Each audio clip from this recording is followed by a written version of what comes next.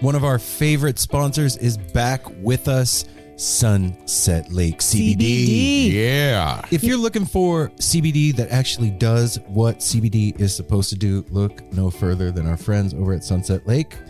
Let me break it down. Break it down, Mel. They're sustainably farmed, meaning they avoid pesticides and use sustainable farming practices to preserve the land for future generations. 1. 2, farm to table. They ship the CBD products straight from their door in Vermont directly to your door wherever you're at. Now that's cool. And third party tested. They test everything with a third party to ensure quality, dosage, and safety. You got to go over and check out sunsetlakecbd.com. They have so many products. Break it down for them, Apple. Well, they've got some new stuff going on. Like they always had pre-rolls, but now they got really cool packaging for it. And you can get CBD pre-roll flights of all their flavors. You can get the heavy hitter flight that also throws in some of their Keef blunts. They have a new CBD recovery body lotion. I'm excited about that. Mm-hmm. And what was the other? The other one with arnica. The extra strength muscle rub, 3,000 milligram with 5% lidocaine. So look, Oh, yeah, if you're lidocaine. sore, this is the stuff you want to rub on your body to make those aches and pains go away.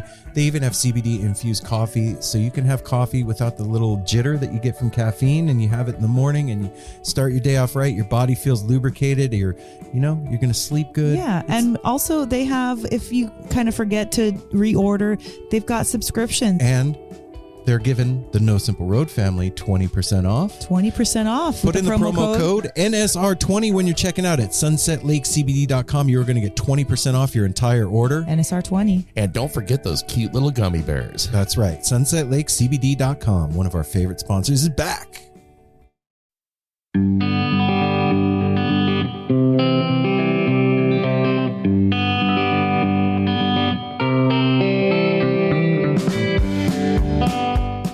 It's the end of summer.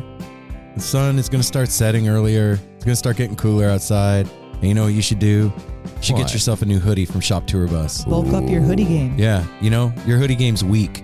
I see in your closet. It's not cool, man. You wore that stuff last year. That's right. Go over to shoptourbus.com and pick yourself out one of their fantastic Grateful Dead inspired designs. And you know what's going to happen? It's going to come to you in an all over printed beautiful box with one of their designs on it. It's going to come with a bunch of extras in that box, and it might even come With a special bootleg. That's right. I just got a Shop Tour Bus box, and it had a fish tape in there. Yeah, it did. It was And awesome. it had a pencil to spool the tape. It Sure had a did. bunch of candy in there. Had some stickers. Did you get one of those like Lick'em sticks? The Fun Dip. Sure did. Yeah, man. So, come on. It's getting cooler. Get yourself jacked on sugar. Get yourself cooler. Get yourself something cool from Shop Tour Bus. Get a possible bootleg, and then if you don't have a cassette player, you'll have to get one. Send it to Apple. And they're dope. You can listen to it in his car. And when you're checking out, put in the promo code No Simple Road, all one word. They're going to give you free shipping because you're part of the No Simple Road family. ShopTourBus.com. Hey everyone, Chris Pandolfi from the infamous String Dusters here to let you know that my podcast, Inside the Musician's Brain, is back on the airwaves for Season 4, which means it's time once again to get deep with influential musicians from all across the musical landscape to really understand and translate the lessons of success, failure, inspiration, and hard work that are behind the music and the artists that we love. My guests this season include Rachel Price from Lake Street Dives, Sam Bush, Chris Wood, Chris Funk from The Decemberists, Lindsay Liu, MC Taylor from His Golden Messenger, and more. Check us out, and thanks for listening.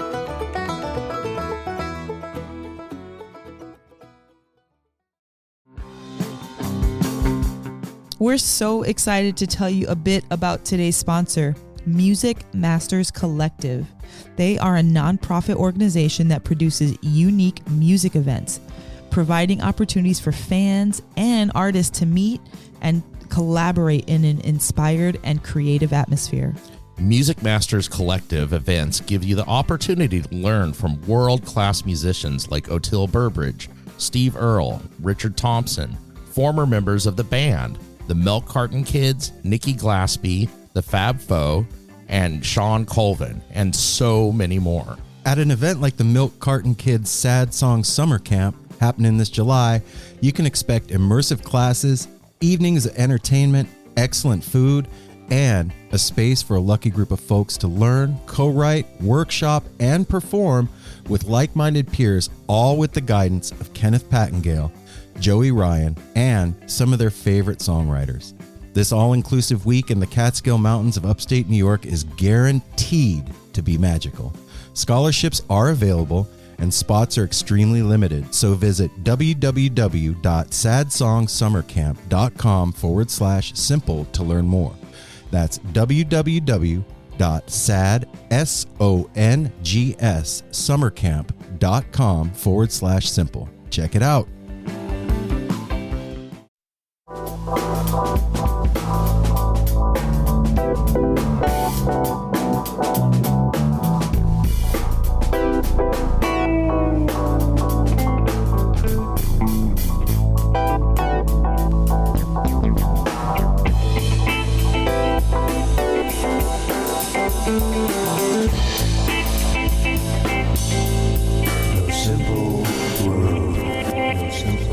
I kind of forgot what we were doing. I said, here we go, and everybody got quiet.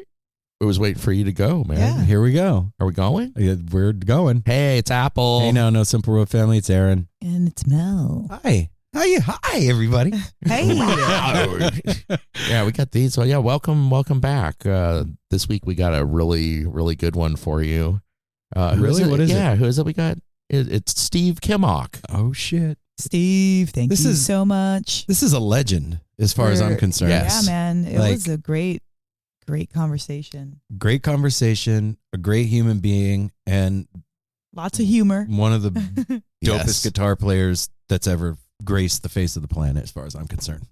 And he's anonymous. He's managed to keep himself anonymous, which you will all hear about in a moment. Look, here's the thing. Steve can think that he's anonymous all he wants. If I see Kimock walking down the street, I know that's Kimock.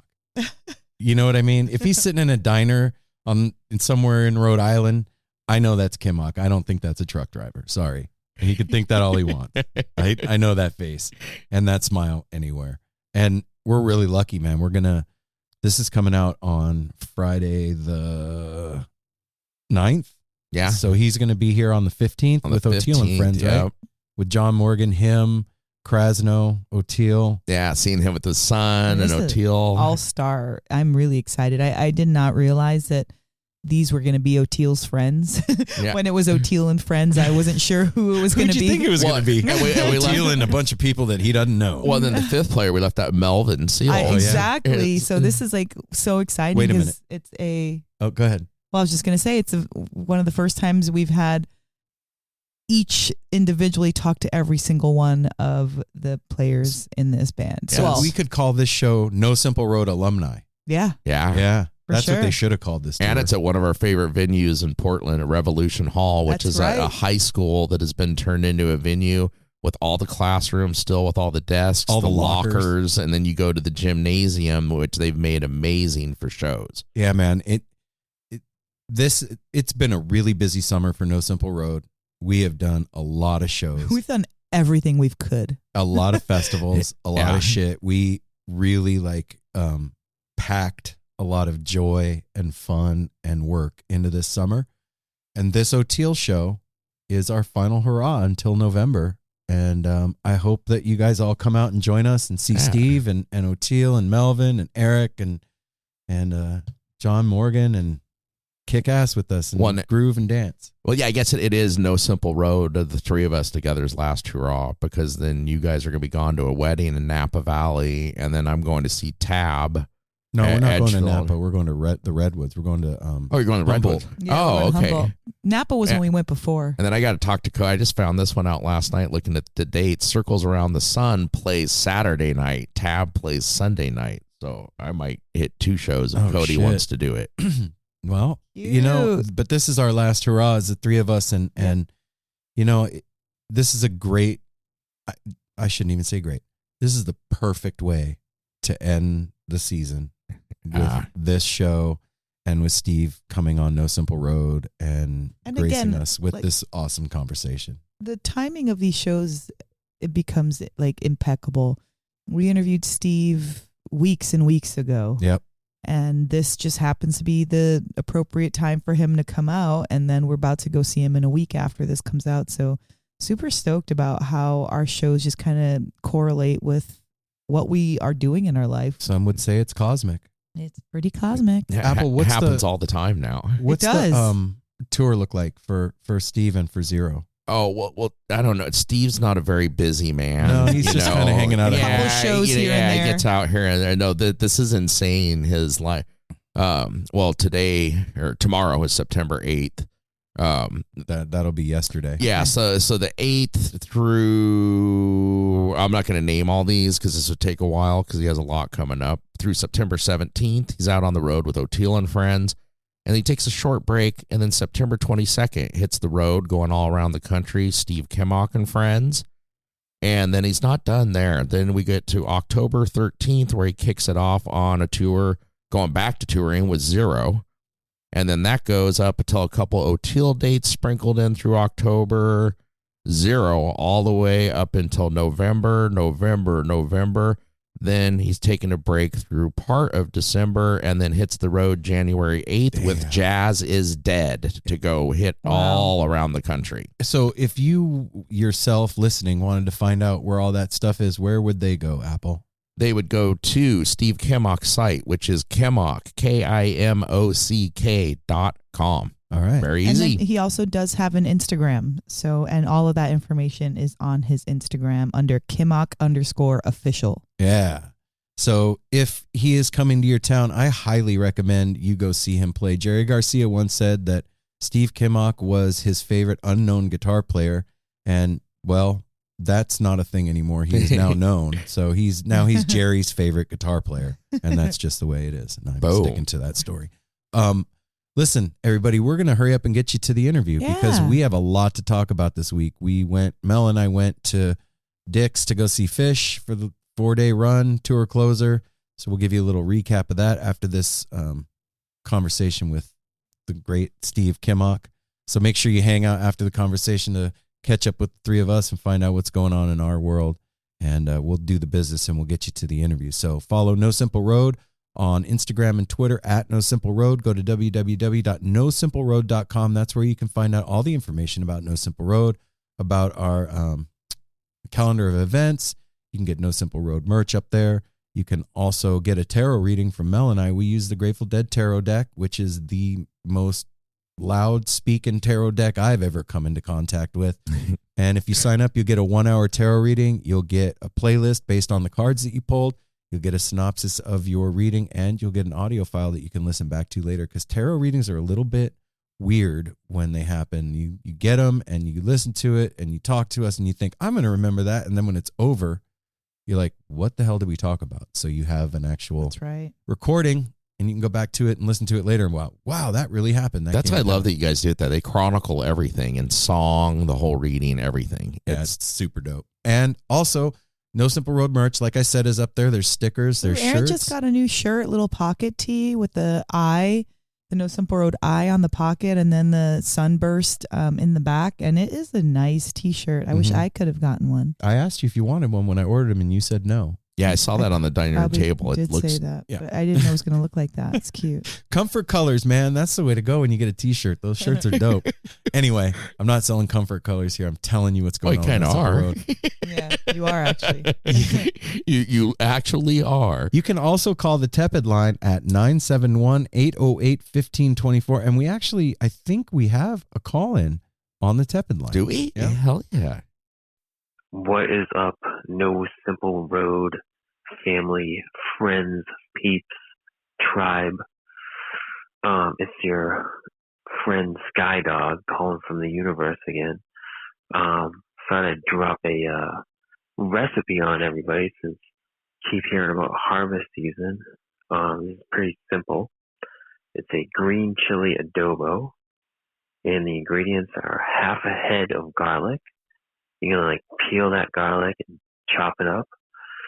Then you're going to get 4 or 5 serrano peppers. And if you don't have those at your grocery store, get jalapenos or whatever spicy pepper you want. This is your recipe. Then you're going to get a large bunch of cilantro and a large bunch of parsley. And chop those up.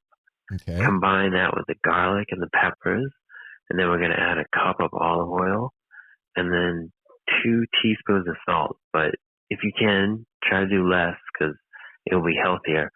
And then you just mix it all up, and it's kind of like a paste, maybe not as thick, and you just add it on whatever you want: eggs, potatoes, rice, pasta. It's just a nice little fresh herbal flavor with some heat. Who doesn't love that? I love that. Try it out. Let me know.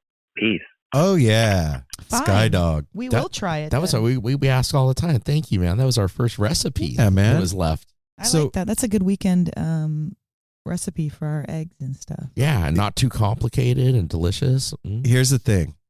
I need all of you to call in with a serious recipe like that, and we will make the No Simple Road Family Cookbook. Oh, that'd be dope. Yeah. Like, I'll put my favorite recipe in there. Apple could put his favorite. Mel put hers. We'll have Simon and Ryder do theirs. We'll have Darwin's favorite recipe, Sky Dog's chili adobo in there. And then you next. So I like, who doesn't like a good cookbook? That, right? Oh, and have our own. And heads know how to cook, dude. So I'm just saying. 971-808-1524. 971-808-1524. That's the No Simple Road Tepid line. You can call in with anything. You can call in with a question, a recipe. You could tell us a story, a joke. You could just giggle for 15 minutes. Or 3 minutes. Sorry, you only get 3 minutes. But yeah, that's the tepid line. Also, you can leave us a 5-star review on Apple Podcasts. Yeah, you could go over and do that. You can get that 5-star, which is very easy to do. Everybody can do that, and you can go beyond that to leave a review. We haven't gotten a new one. We had one in August, and we haven't had one since August 9th. So, but check it out. Whoever is out there listening and wants to leave a review, you can be the first one of September to put a smile on our face when it comes to that review thing. Bring Do it. September vibes up. We met a bunch of you out at Dick's this last week, and there's a bunch of you that just started listening to the show. And if you just started listening to the show, do us a solid, man. Go on Apple Podcasts, hit the thing, do the review thing, leave the 5 stars and type a little something. Be our review for September. Yes. It's seasons are changing. We need a new review. Please, pretty please, with sugar on top. Please. I'm asking. Yeah. Also, you can do something that's really cool.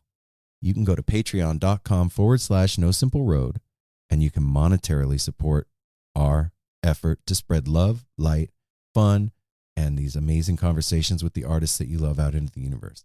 This isn't free. It doesn't come to us as nothing. We have to put time, talent, and finances into creating this show every week for you guys. And we're just asking for a little bit back. You can do $1 a month, and that's awesome. You can do $5 a month. That's 5 times more awesome. But whatever you do goes in the gas tank, and it keeps the wheels on the bus going round and round. Round and round. And round. And round. There we go. And that is patreon.com/No Simple Road. And that's us. And we did the business, and we're going to get you to the interview with Steve Kimock. Remember to hang out afterwards to check in with 3 of us and find out what kind of stuff went down at Dick's. This was a stellar run and a very heavy week for the No Simple Road family. So stay tuned and stay with us after this conversation with Steve. But for right now, we're going to get you the conversation with the one and only Steve Kimock.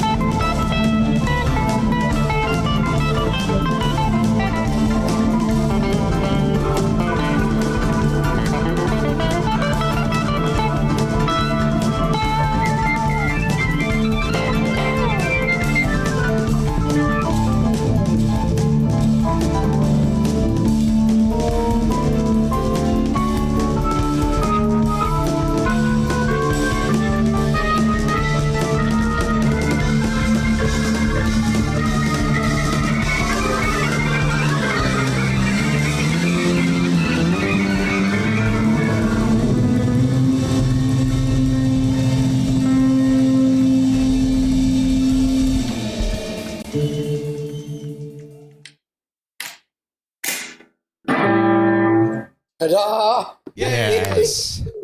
Fun. Right. Well, now I can. Heck Now I yeah. can Steve. practice while I wait for Greg.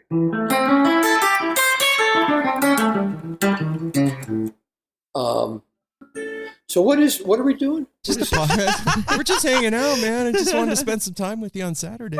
No, it's a podcast interview.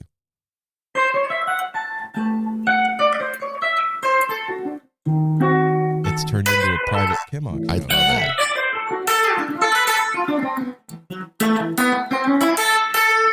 Recording in progress.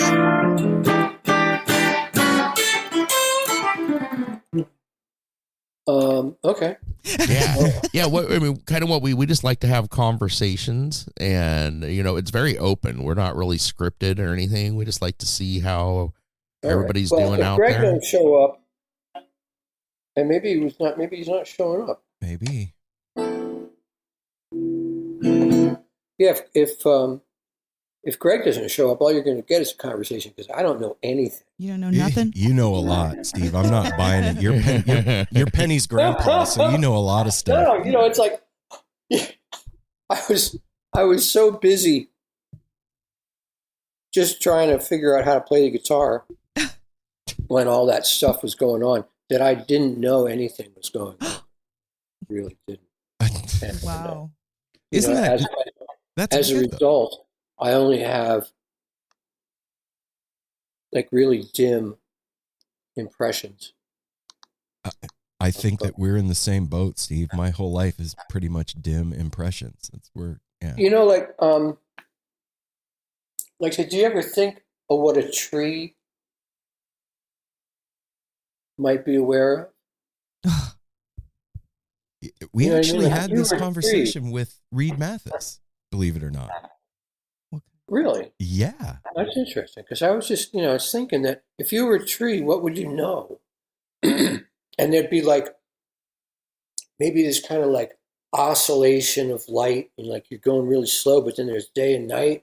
Uh-huh. And so maybe it gets warm for a minute and then maybe it's like a little chilly and then the kind of light just kind of going like this, but you're not, it's all going so fast. You don't even know what it is. That's what we talked. Like Aaron said, we talked about. First of all, I guess we should I'm Apple. I'm Aaron. And I'm Mel, Steve. What? Yeah, Mel, You're Aaron, Mel? and Apple. But Apple, yes, And Aaron. Aaron, and Mel? Yeah. And you can't see him, but there's a big old hound down here. His name is Darwin. yeah, laying by my feet. You don't have to remember all of our names, Steve. But what Aaron was talking about, we talked to Reed Mathis. This was like 2018 at High Sierra Music Festival, and we were sitting under a tree when we were interviewing him, and we were talking about like that, like trees. You're in a spot your whole life, and we were talking about that tree at the music festival. Like that tree gets several music festivals a year. Yeah, well, and the tree doesn't it's not striving to be the other tree. It's not worried about what it looks like. That tree is definitely not worried about what space that it's in. And it's just being there in the moment. And I think you're right. Oscillations of light, fluctuations of temperature, but they have figured out that through the mycelial network underground and the root systems that trees communicate with each other and actually shunt nutrients. And if one tree is being attacked by bugs, they'll send insecticides its way and other stuff to help each other out. It's a collective. Kind of cool. I was aware of that, actually. Kind of cool, man. I don't exactly know what to make of it. Well, I think that we're like that. Other than any kind of musing on alien consciousness, it just means you don't know. Yeah. Well, it's true. Yeah. There's a lot of shit we don't know. I think that's how we started the interview, right? There's a lot of stuff we don't know, man. Yeah, I'm the king. I don't know. Well, okay. Well, how about let's talk about what you do know, because you definitely know how to play music. No. Well, you know how to pretend then. That for sure you know how to do. I enjoy. The way I'd say is I enjoy. I enjoy finding my way in it. You know what I Aw, mean? yeah. And so if you're lost half the time, that's part of the deal, I guess. Something like that. But there's you know, there are like willful kind of personifications of the whole thing. You know, the whole idea of artist. You know, Mm-hmm. um, I, that doesn't it doesn't feel like the process to me. It doesn't feel like what I'm doing. You know what I mean? Um, I mean, from a fan's perspective, though, Steve, it's a whole different animal because yeah. Well, the fans see a person. They see Steve Kimock or something, Yes. and they go, "Oh, he's doing this or he's doing that." And I mean, I guess it's fair to say that's maybe what they're seeing. But you know what I mean? I'm like I'm appreciating the thing as a succession of feeling states and that I'm attempting to balance while all this stuff is going on. You know what I mean? yeah, Like absolutely. you go to a gig, like you go to a festival or something like that, and there's 10,000 people there. And there's, there's security and there's vendors and there's other bands and there's all crew and there's all this stuff. And you have one chance to like kind of do whatever it is you're doing, which has really got nothing to do with any of it, in a certain way that helps make the whole thing feel good, Mm-hmm. And that's like that's tricky. So do you find the idea of celebrity intimidating? I don't know. Mm-hmm. No, I mean, um, I don't know. I'm not one. So I don't know. Oh, okay. Well, I will say this. In the type of music that you play, you definitely are known. So I don't know what celebrity technically means, but you're definitely known for your contributions. I think musically. celebrity is like if you can't go out for breakfast because people bug you. Yeah. True. That's celebrity. Right. But in the And world, like there's people like that, like Bob Weir or something like that. Okay. He doesn't even get to go out sometimes because there's too many people. yeah, He right. has 10,000 close personal friends. Yeah. At every show, everybody knows. Right? him. No, I don't. I could stop anywhere in the United States at a fucking diner. With my flying dairy cow hat on, ice cream dairy cow hat on, and go sit down, and everybody just assumes I'm a fucking driving a truck, and it's okay. Well, that's kind of nice to be anonymous then. It's nice. Heck yeah. Well, how did you manage to pull that off? Well, I don't pull it. I don't. It just is. I look exactly like a guy from Pennsylvania. So it's like there's nothing to hide. Right. Yeah. The thing is though, like when you're doing what you do, Steve, and you're providing the access to an experience that you provide for all of us, because that's you're sharing your experience with us and taking us inside of it. That's what's happening. Yeah. So, well, I mean, that's part of it. And then there's this other bit too, where the basic framework of the thing is put the kids to bed, and then you dance around the fire, sing, bang on a drum and play a little grab ass, and then you get high and you fall asleep by the fire and you wake up, take care of the kids again. Yeah, that thing, that kind of gathering, that's been going on since, I mean, that was probably happening before language. Yes. You know what I mean? So it's like that's just what we do, and I think that's cooler that's cooler to me than the idea that I'm doing something. You know, I think we all do it because we have to. It's like important. Well, that if the last The gig, you know. yeah, if the last 2.5 years have taught us anything, one of those lessons is that the experience that we have together is essential in Oh in yeah, human no, connection. the whole idea that there's community, fellowship, brotherhood, gathering, you know, like-mindedness, a safe place, all that stuff. It's essential. Mm-hmm. And What would go I ahead. was what you said just a minute ago about putting the kids to bed early and then you do your thing. Obviously, you didn't put your son John to bed very early often because he kind of picked it up and man, he's gone. He's done his own thing. I tried to put him to bed a couple times. He wasn't having He it. wasn't having it. Yeah. The first, his his very first gig was with me. Just to tell you how long ago it was with Merle Saunders. Oh wow. Right? Okay. And he was like, I don't know, he was like one or something like that.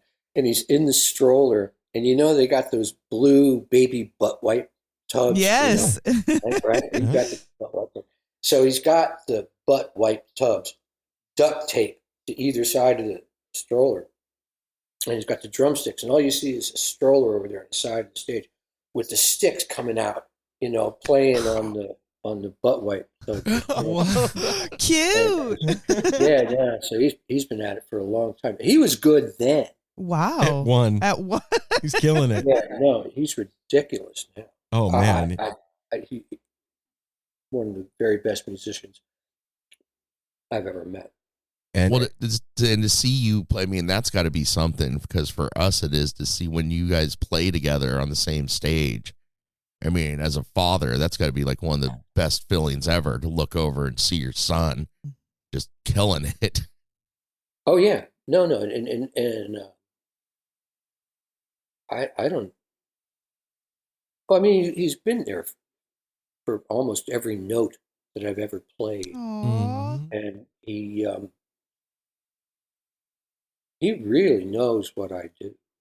Yeah. mm-hmm. Great, you know, when That's he decides that when he decides that he's going to save the drowning man, he saves the drowning man. He picks me up and carries me along. It's really wonderful. Well, and I have a 27-year-old daughter and a almost 20-year-old son, and the moments that I've shared with them in live music have been some of the highest, most precious moments that I've ever shared with them. So I can't even imagine exponentially doing that with my kids and sharing that experience with them, what that would be like, of like opening up to the thing and letting Yeah, well, it's a little tricky because while I'm, you know, in complete disbelief at my incredible good luck, oh, the man. instant position, there's no way to really express that correctly, you know, on stage in the moment or off. You know what I mean? I am just. I mean, I'm not alone with my amazement, but it's inexpressible. You know, the joy. I mean, you know, you got kids who play. Yeah. There it is. Yeah, I can't. Well, and also he has given you probably the greatest gift that we can have in Penny and having a grandchild, man. I mean, that's huge. We just became grandparents too, man. Oh, yeah. Well, I mean, there's two things there. You know, on the like promise for the future level, and one is the children, and the other is just, you know, picking up the torch. Yeah. Like as musicians, at the end of the day, all you really get to do is like try and gather as much as you can of what seems, you know, what makes you feel like music, and then pass it on. You know, Mm-hmm. and and I passed it on. Aww. And I feel good about where it's going. I feel good about where it's going with the, at a music level, and I feel good at where it's going on a personal level with the kids. So yeah, I'm real lucky. Real lucky. I mean, it is I think it's super important to note that, and we move so fast. Everything is always going so quick in the world that we live in today. It's, I don't know, man, to step back and have that kind of gratitude for the gifts that you have in your life. And like you just said, Steve, you're like, I am incredibly lucky. Just that alone, I think, speaks to the, I don't know, how do you say this? Like where the music is coming from inside of you. It really does speak to that place, and that it's not a ego trip thing. It's I'm sharing what I have because I'm grateful to even be able to do it. Yeah, well, there's some parts of this are known to me, and one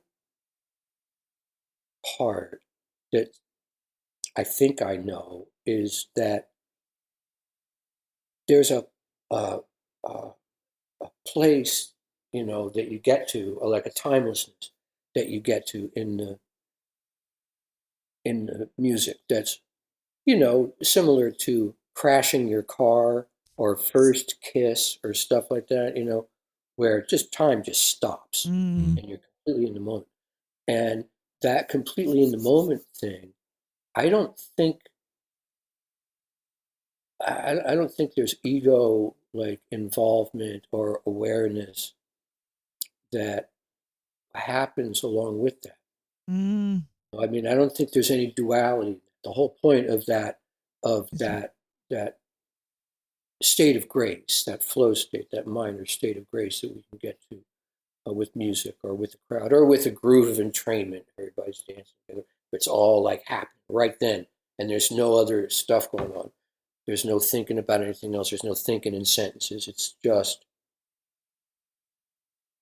completely in the moment. I think that is I think that's kind of the goal, and I think that any of the duality that accompanies ego prevents that space from coming. You got to stay away from it if you want that experience, and that's why I want to do it. Kind of like that. Yeah. Occasional cheating death routine where time stops. It's like, Yeah. that's good. Well, I Let's mean, try and do that again. Steve, does it happen to you on the other side when you're not playing and you're participating? Oh, I mean, as a listener, Yeah. Am I ever just immersed in it to the point where there's no forwards or backwards? Yeah, Yeah. sure. Okay. Yeah, but I mean, it's also kind of in a maybe a little contradictory kind of way. It's something I work on. I try to do that. I want that to happen. Mhm. Yeah. Mhm. So you have to kind of the way we live these days, man. You're talking about stuff going so fast. With the way that like the social media and culture and everything serves stuff up, it's rough. Tell me about it. Yeah. It's very rough. It's not real good. It's not like our thing is designed. Like the world around us is not designed to provide us with peace of mind. What's that, Steve? What are you talking about? Like it's designed to fucking piss us off, or Yes. make us afraid or worried, or it's just like and the stuff that I'm talking about, it's like really the opposite of that. Completely. It's the antidote. It really is the antidote. At least in my life, that's what I've found. Like that. Hey, I used to think that it, like that was, oh yeah, look where we're going with this, because I was old enough to see the, to Cycles. be in on the tail end of not wanting to go at Vietnam and stuff. Right. And, as I saw that counterculture at the time and music at the time, it seemed as if it was pointing away to a more conscious future, Mm. and it did not happen. No, man. Like, the fuck, people? Yes. Yes. Steve, you Yeah, it didn't. just said I a think so. mouthful. I like to think that it's still in there somewhere, or that's still a possibility, or that there's some tipping point for just like little bits, of enlightenment here and there for everybody, where maybe we get past some of just the seems like willful destruction of each other and the planet. Willful. It's But I huge. don't know. I don't know that that's going to happen. When I was a kid, somebody was explaining to me. I don't know. Maybe it might have been a reference to, the old Soviet Union. That when people are in power, they don't voluntarily step down. Yeah. Nobody voluntarily goes, "I give up this power." It's cool, man. I'm done. We're dealing with that now. So, but like regular people like me and you, we won't give it up. No. My guitar is plugged in now.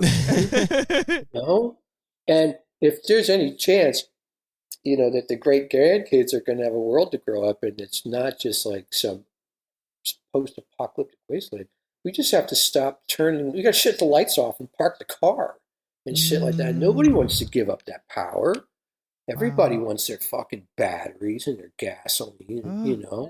They want all this stuff, and then they watch the world go to hell in a handbasket. And they can't figure out that It's me. got to like pitch a tent next to your garden and pray, and like don't do anything else, and maybe you'll be okay. Or maybe in 100 years we won't be freaking doomed.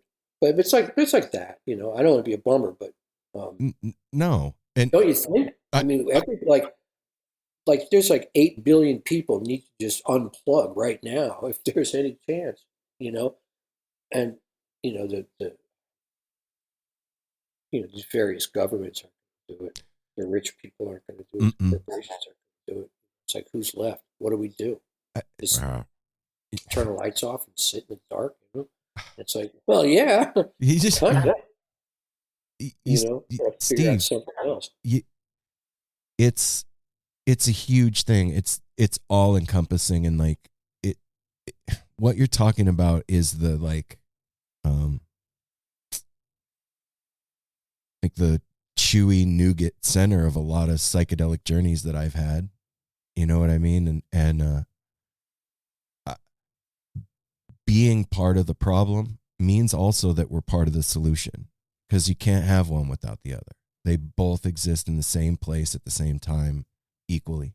And like I wonder if, and this may seem like grandiose or silly or whatever, but in my mind, I feel like the experience that we're all having together communally when we see the musicians that we love play, when that thing, whatever it is happening and we're all in the moment together, that really is the antidote to what you're talking about.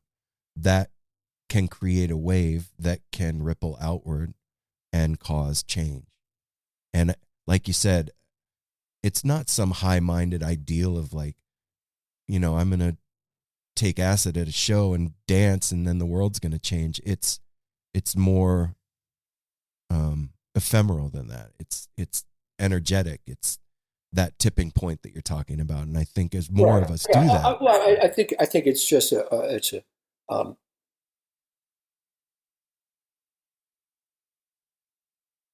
I don't know this to be. No. Again, speaking of not knowing if something's really true, I don't know this to be true, but I suspect that if you wanted to change something in your life, that the right way to do it would be to just become aware of it and aware that you wanted to change. And then every day, maybe you do something that helps to move that along, you know. But it's the awareness of you know, a desire for change that creates change. Because at the end of the day, You know, it's not a you know, like you couldn't take, you know, whatever, like all the people at the gig and just say, look, if you all bang your heads against the wall, something's going to change, because it's not. right. There's no direct. I don't think there's any direct action at the heart of it. Right. It's at the heart of it. It's awareness or consciousness or something, or just the idea that, you know,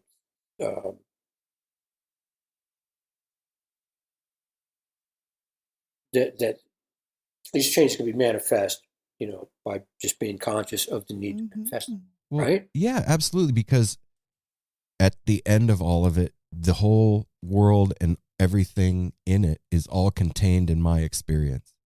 I'm the camera and the movie and the director all at the same time.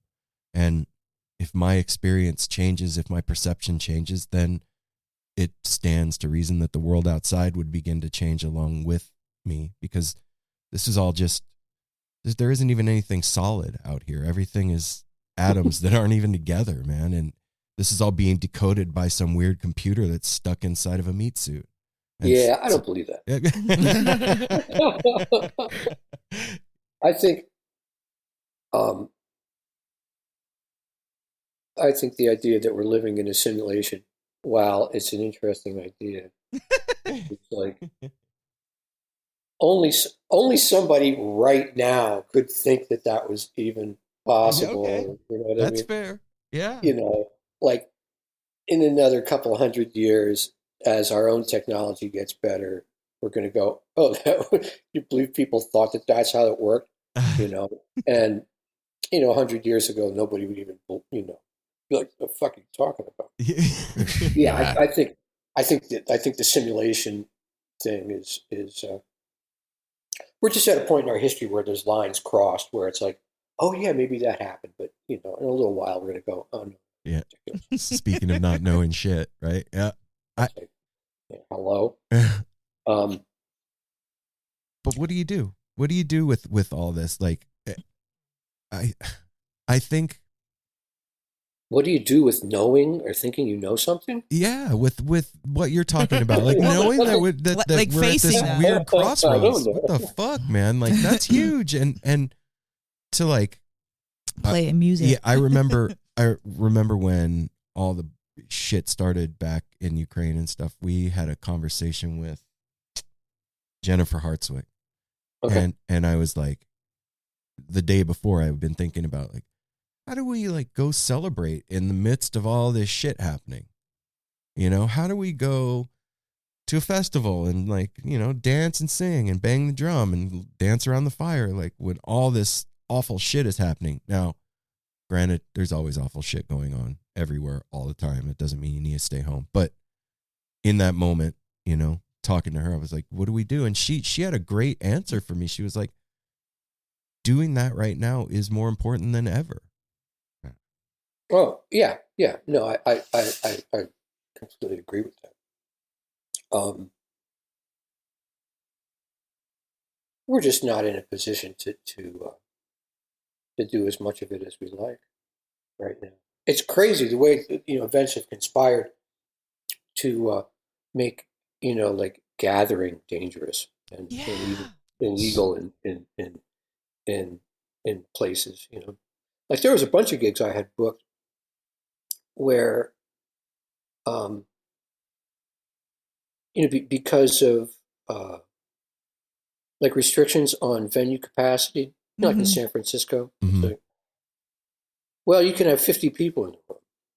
And it's like, dude, I can't fly a band from the East Coast to the Great American Music Hall for 50 tickets. No way. It's not possible. You know what I mean? I want to come to San Francisco. You know, I can't draw enough of a crowd to pay for the airplane. Oh. So.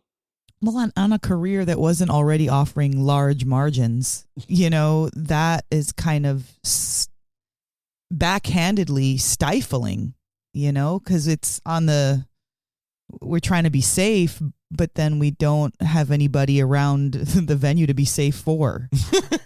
Because, right? Like, okay, you have like a crew of 10 or so. You know, when that lockdown came, because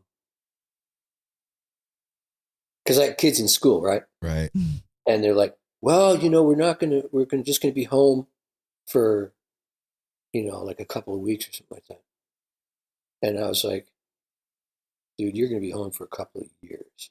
You knew. This is not gonna go. This is not gonna go quick. Yeah. I could see it at the time, and I knew. I've been working long enough to know how really chaotic the whole scene is, at the, how do you say it? There's sensitive dependence on initial conditions, right? So it's like just exactly how it starts and then how it grows and how it, comes together and all interacts from there.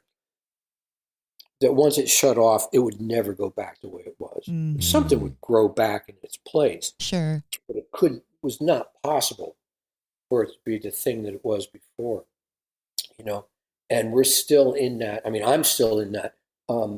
What is this now? Really? Yeah. Like, I don't know how to move forward with the, with the expenses and not knowing if you're going to get people there, and people are going to get sick, people not wanting to come to shows because they're going to get sick. It's just like the whole thing. Vendors and crew and agents and promoters. Everybody's just like, a lot of people, man, it crumbled. It is gone to doing something else, or they're not involved. Yeah. It's tricky. It really, Tricky. very. But we went through it, Steve. Like, we have a music podcast and a live music podcast at that. And when all this happened, it was scary for us. And not to mention like the whole idea of identity being wrapped up in what you do and not being able to do that thing. I got lucky there. Yeah. Not having too much identity to begin with on my side of that. You know what I mean? Yes. Like, that's awesome. I'm the guy with the cow and the hat, right? Yeah.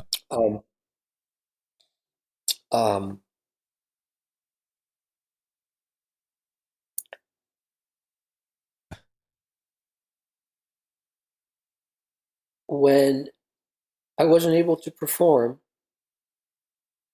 and I didn't have people around me, because I'm really used to that. I'm Right. 6? Be 67. October what, Steve? October 5. Right on. We're birthday buddies. 10/5/55. 10/8/1978. Woo-hoo! Go Libras. That's right. 555. So anyway,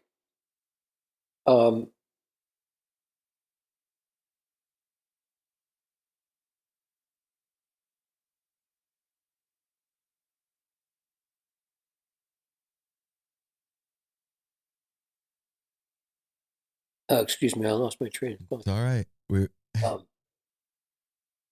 About your identity. we were talking about identity and Not being having lucky. one.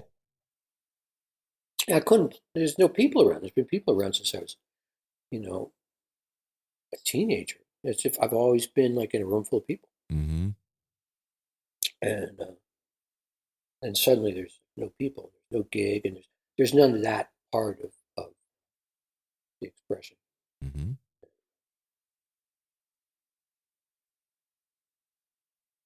So I got real good at washing dishes for a minute. Baking But bread. then I just started listening more to music, Mm. and I made listening my musical life. The point of my musical life was to listen to music, not to try and participate in it, and it was awesome. Man, like this entire time, I've just been like voraciously listening to every possible thing that I can, really, really enjoying it, finding all kinds of cool stuff that I missed, because if you're a musician and you're playing on stage, you get in the car at the end of the night, you go to a hotel or whatever. If somebody puts some music on the radio, you're like, shut that off. Right. Because everything just sounds like, everything just sounds like a 12-inch speaker. It's like, oh, you don't need it, and then you're all you're listening is for work. Okay. Yeah. Right, that kind of thing. And so you don't want to do extra listening. And so when the work listening evaporated, then actual listening took its place. And that was wonderful, man. I'd be standing in the house in the middle of the night, just like weeping, Aww. listening to whatever it was, Bach cello suites or Roy Acuff, or it didn't matter. I was just like listening.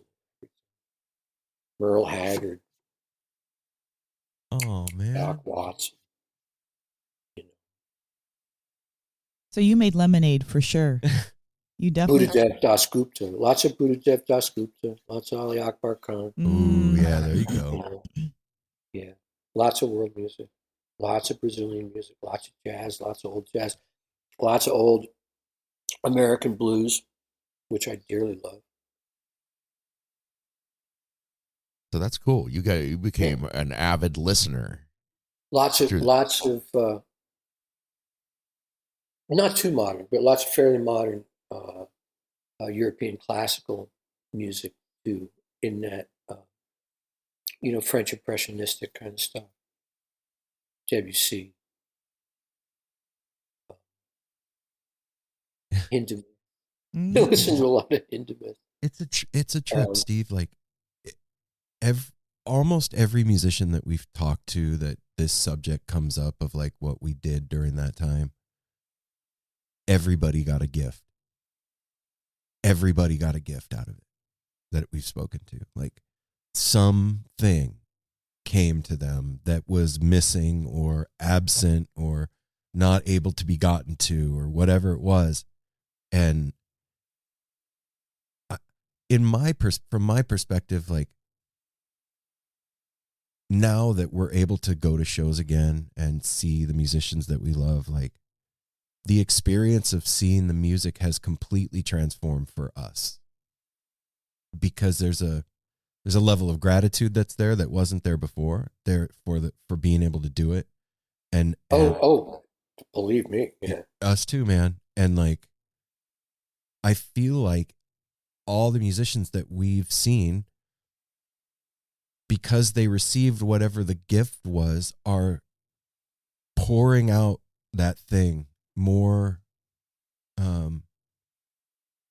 It's a cleaner vessel kind of a thing. Like the conduit is not. Well, yeah. These last couple of years have been a mess, but the previous life was a fucking rat race, Yeah. and I don't mean to appear unpatriotic, but America is a shitty place to starve for your art. Oh, yeah. There are easier places in the world to like pick up a guitar and put out a cup, and be okay. America is not kind to its artists. Mm-mm. No. Which it's so weird to say that, but you're right. So I think everybody, everybody needed a break too. You know what I mean? Yeah. Maybe not everybody. I'll bet there was some people who were really up on the cam just when the thing happened. Like where their careers and the whole thing was just, going straight up, and then they got whacked.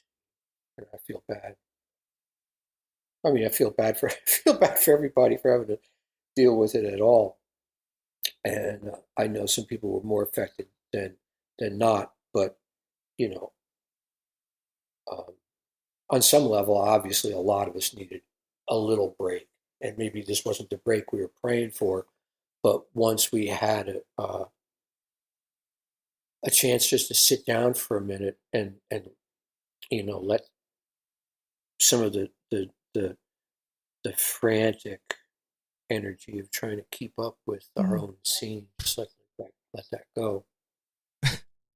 Not to be too Something other good stuff, kind of filled in. not to be too silly, but once in a while you get shown the light. That's exactly correct. Yeah, man. I just think that's what's weird now. Like navigating what we're in now is kind of tough because a majority of the world just wants it to go back to normal like it was before. We just got to turn everything off and interflect and think things out and learn. And a lot of people didn't. And they just want to go back to consuming and the oil, the gas, our batteries, and they want it back to normal. So I feel like we're kind of up against that fight in a way. Like people, this was a chance to turn everything off for a while. And now you just want to turn it back on and floor it. We had nothing but chances. And that's if there's anything about this that pisses me off, it's like every time there's some, even remotely, significant geopolitical kind of thing going on, the jerk-offs that are supposed to be running the show go the wrong way. Yeah. You know what I mean? Like, all the way back with the, like that first Iraq war thing and the weapons mass destruction later. It's like, you guys are idiots. Why don't you just declare war on oil? The oil's the problem. You know what I mean? Just say, hey, look, we'll show you. We know where your oil wells are. We're just not going to sell any more oil, and we're going to figure out a way to do. We're going to use our technology to figure out a way to replace it. Which we already have. And so if you try and burn some oil, we're just going to drop a fucking bomb on it, and that's the end of your bullshit. That's the end of your money. That's the end of your terrorism. That's the end of the United States strategic interests being Mideast oil, and we're just going to change that. If we had just done that back then and said, "Oh, the problem here isn't, it's not the people, it's not the religion, it's not, it's not anything. It's just oil." We wouldn't be in the mess that we're in today. And that was also available, but as an option.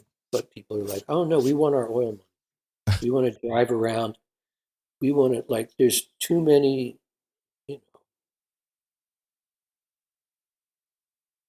Somewhere right now, there's like an uncountable number of 20-something people sitting in giant pickup trucks, getting 0 miles to the gallon, just idling at some red light or in some traffic jam, on their way to some store to get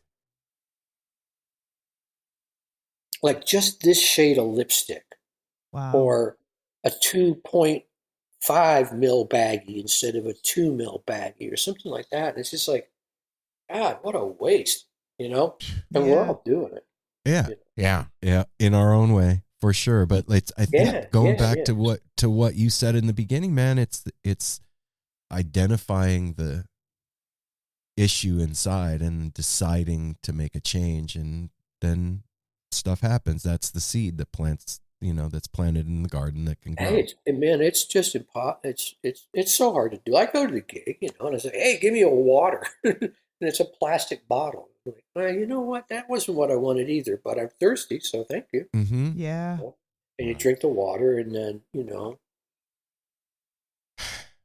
plastic goes into the ocean where it belongs, or something. What the fuck is wrong? Gotta make an island, man. Yeah.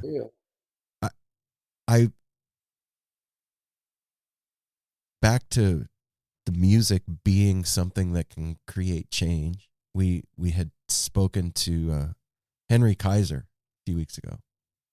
I love him. He's amazing human being. And we had a discussion. Most of the talk that we had with him was actually about Dark Star. Oh, that's good. Yeah, it was like 45 minutes of talking about Dark Star. It was really cool. Well, he would know. Yeah.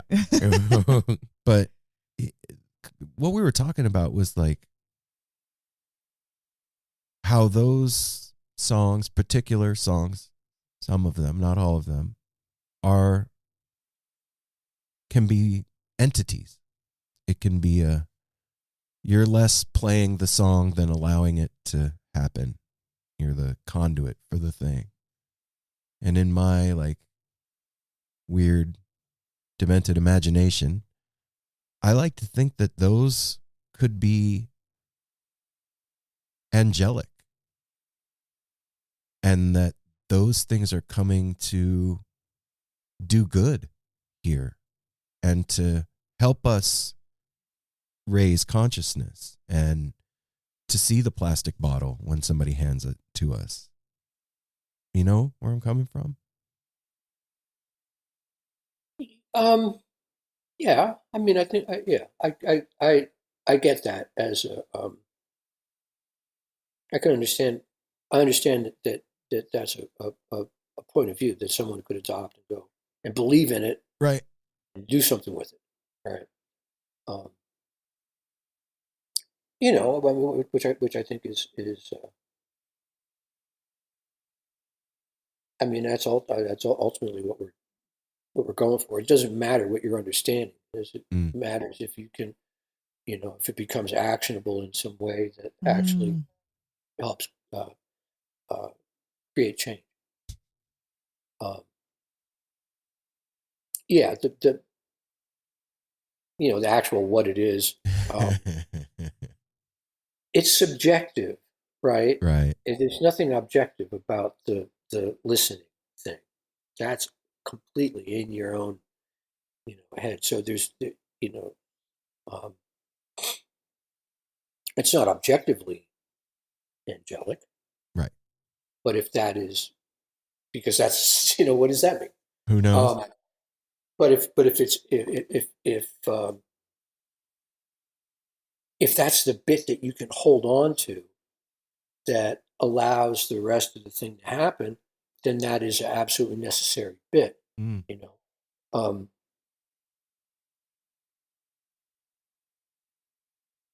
I love it. this isn't exactly where the entire conversation is going, but the idea that the music could be something, Mm-hmm. it's like that might be a good idea. Did you ever? Are you familiar with the idea of a flatlander? Remember that the little science fiction-y kind of guy, like a two-dimensional being. Like Oh, what would yeah. happen? What from the perspective of a two-dimensional being? What would it look like for a three-dimensional being to pass through that plane? Right. Right? You know. So, like, here's two-dimensional guy, flatlander, right? And then three-dimensional guy runs through his dimension. And so first he sees like just like this tip of the finger kind of thing, and then there's this like slice of the arm and then thing, and you know, it's like this completely crazy looking thing, Alien. insane manifestation of a thing, and then maybe a leaf blows by after. So there's just all this stuff would be completely nonsensical. Um, and I thought about that, and I thought about music when I heard that as a kid. Because I did too much acid when I was a kid, I imagined that music itself and the manifestation of it in our, you know, consciousness is pretty much the same as a higher dimensional solid passing through a lower Oh dimension, my. you know, Yeah. universe. So when all this stuff is happening, it's not like, oh, it's this and there's all this unconnected stuff. It's just one great big thing that's just turning and, you know, passing through. Like the music is itself a higher dimensional thing that we just get these slices of, you know. So I would think of it. Yeah. Thanks, acid. Yeah. Thanks. That's probably not true, right? Well, I mean, what? Who's to Because say? I think of who's it to like say? that, it allows me to appreciate certain things about certain things and justify certain things. And I think that a lot of people that do what I do are do anything where they've got to focus like in an area, like in a, you know, in a real specific way, have like batshit crazy ideas about a lot of things. That it's just part of what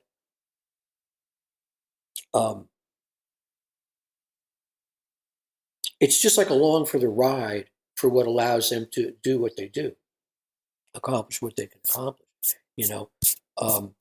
So like Aaron Rodgers, you know, with his crap, the vaccine. I'm like, dude, get real. I used to think you were cool, you know. And then I think about it and I go, he's nuts. I think, well, he couldn't do what he does if he wasn't nuts. How nuts would you have to be, literally, to like play ball at that level, you know? And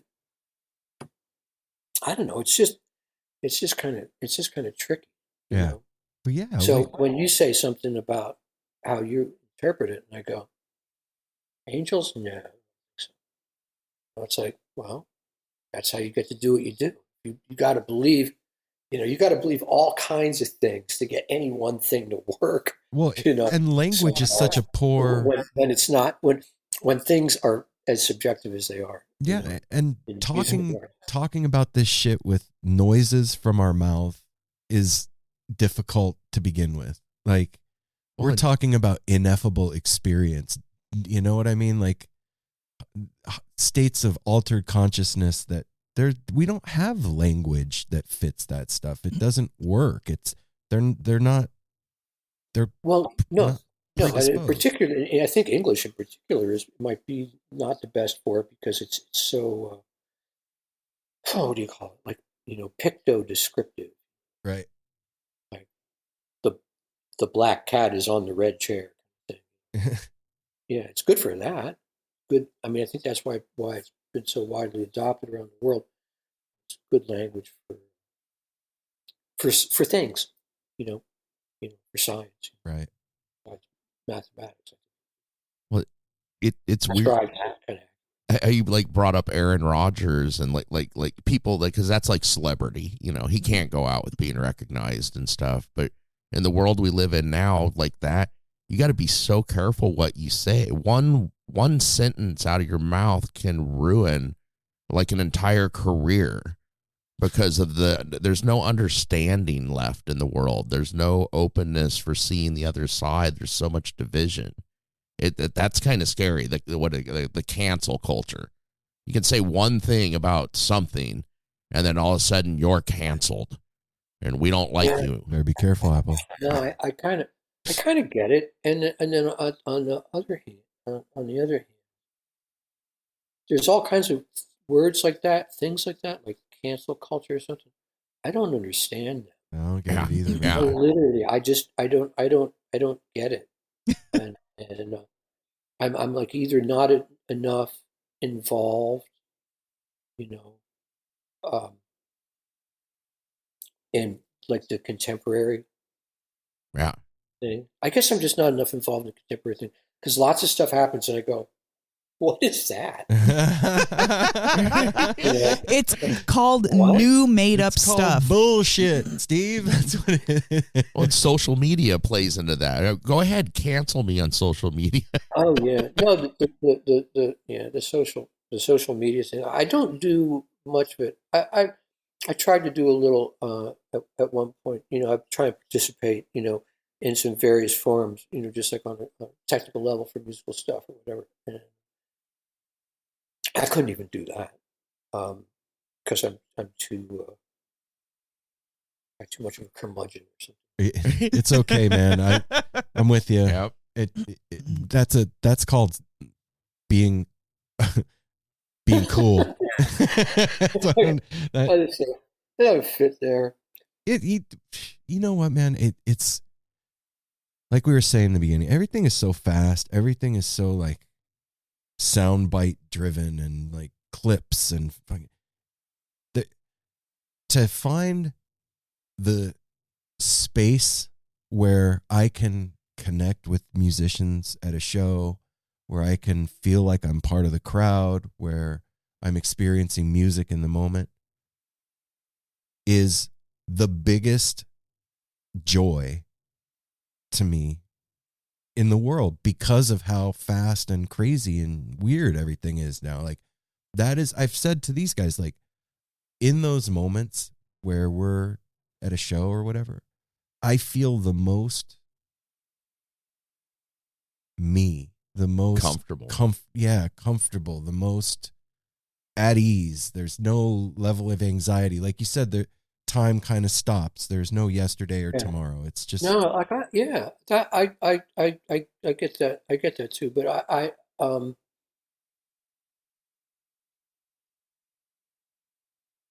it's a little the gig thing for me, leading up to some of those moments, to actually getting to the gig and doing the sound check and the deli tray people. It's like, it's really pretty kaleidoscopic, and I guess what I've gotten good at over the years is I'm okay with all that stuff. There's all this craziness that I'm okay with, and it doesn't put me off my game to get up there and try and do what I do, which is just get out the fucking way mostly. But I think there's other stuff that I do that's goes slower, or just more, more private. That I'll bet you I feel more like myself, just because it takes so long for this stuff to unfold. Like, there's a creek down the way here, Jacobsburg Park Creek, and it's summertime, and they stock the creek, and there's these little fish, and if you sit long enough with your feet in the water, the fish come over and start to eat the skin off your toes. It's really sweet. Oh. The fish are this big, these little tiny fish, and all of a sudden you look down, and you just got to sit there forever, and then you look down, and there's 3 of them, and then there's 6 of them, and then there's like, a couple of fish on each of your toes. That's cool. Yeah, man. There's salons where you can pay big money for that to happen. Yeah, no, well, where I live, you just go sit in the creek. Hell yeah. If you're in LA, you pay $400 for that shit. Yeah, you got to pay. Yeah. And the other thing that I did the other day, man, I hadn't done it for a while because I just hadn't thought to listen to it. But there's Ali Akbar Khan. The record is called The 80-Minute Raga, where there's a 40-minute alap, which is just extraordinary. It's so good. And when you put something like that on,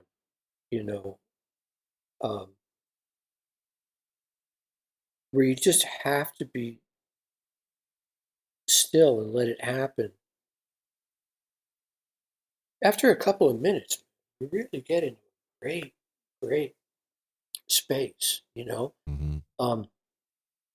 I think one of the problems that people have now with the media is stuff gets like scrolled through so quickly.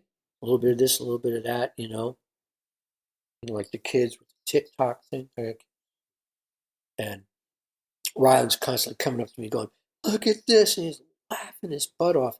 And for 2 seconds on the screen, somebody like walks outside and then turns around, and then it's like nothing happened. and he's like hysterical. You know what I mean? Yeah. But it's like that, with the music and everything. It goes so quick, and it's like, I don't know what has to happen to get people into that longer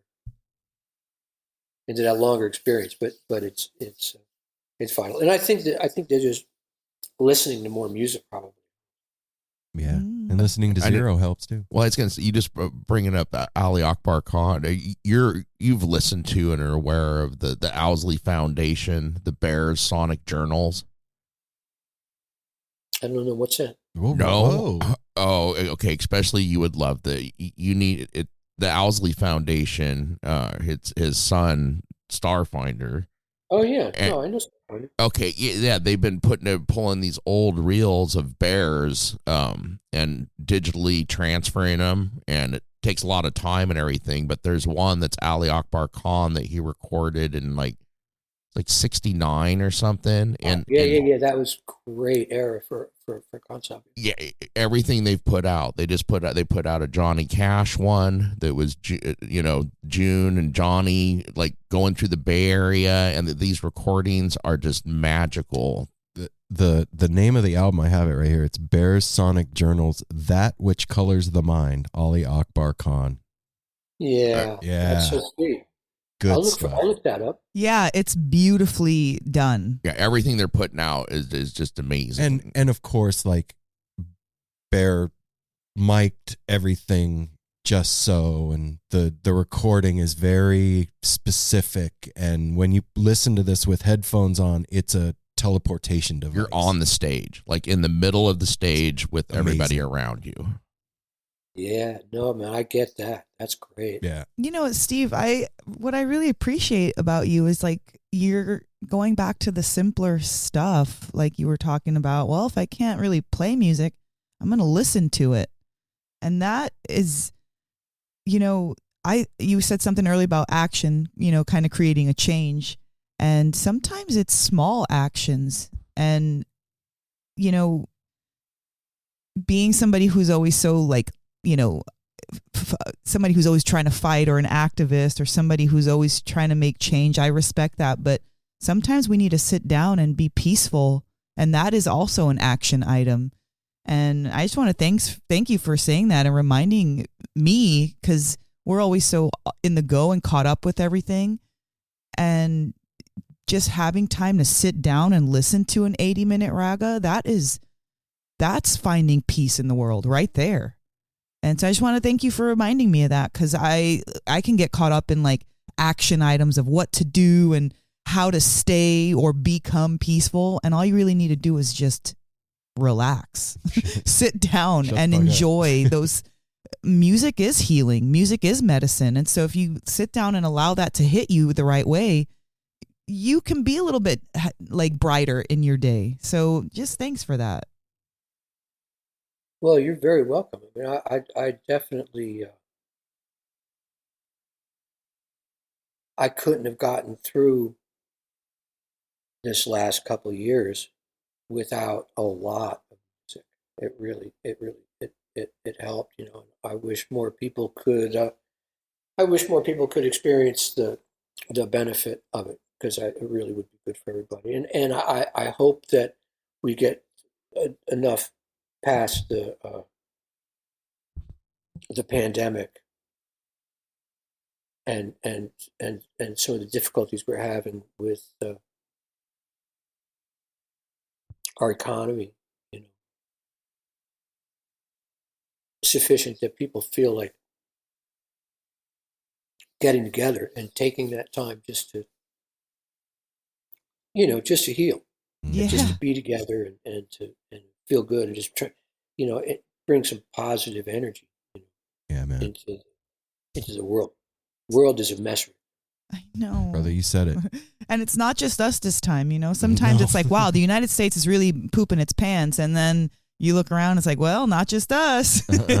We're all over the place. Humanity's pooping its pants. Yeah, and it's like, what do you do about that? And it's like, on the one hand, it's like, hell, like, what are my options here? I could go shoot a politician, or could listen to Ali Akbar Khan. Right. Pick the latter. I'll try to listen to Ali Akbar Khan one more time. Mm-hmm. What are you actually going to do? Exactly. What are you actually going to do about this? And it's,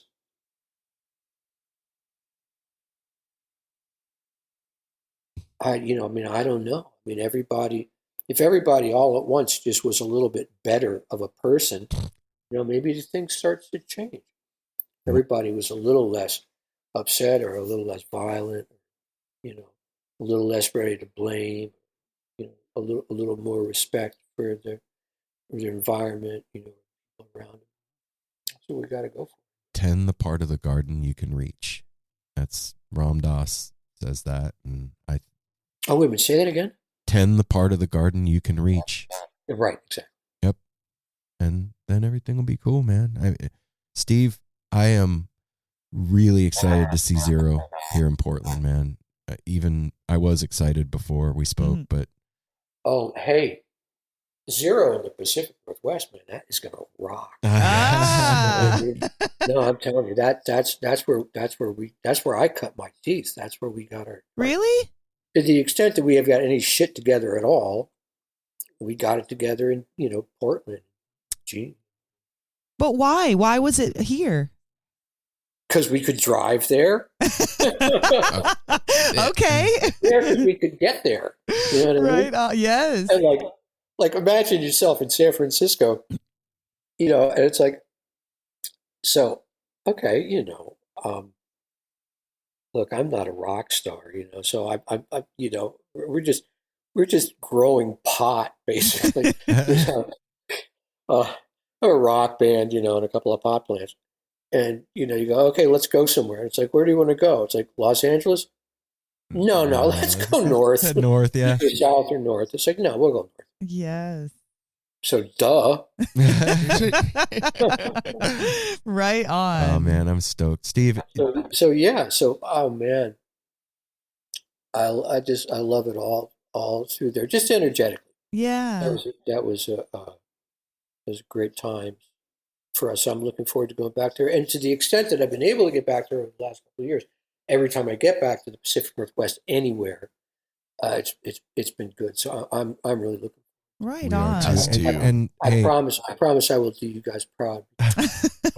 Help me a lot. yeah, right on. Hey, Well, you're going to be playing the Aladdin Theater here in Portland, which is just a cool little trippy venue. That like dome, it's cool. going to be awesome. and hey, the whole like not being a rock star thing. I know that You're closer to one than not. I know that being on the road is not fun, and especially doubly so right now. And if It's better than being on the street. totally, I agree. I've been there. I've been both places actually. I've been both places, man. Yeah, me too. Steve, I like the way you just, the way that you just put things, I love it. Yeah. Simple, it's easy. I love that.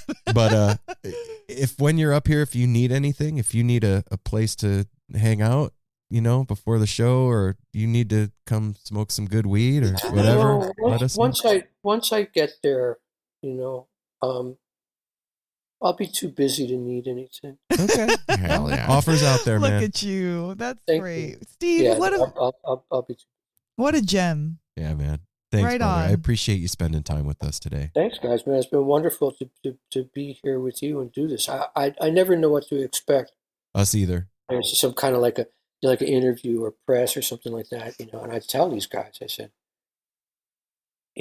don't ask me. I don't know anything about anything. I know how I feel at the time now, but I don't remember anything.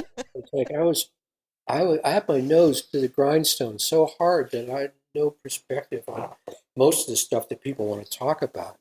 Well, I'll say Hey, what happened back in the day? It's like, I don't know. It's like this. Yeah, no shit. I'll say this, we're fans of the music. We're not like reporters or journalists. And we got fortunate to be able to talk to the people that we go pay money to see and enjoy.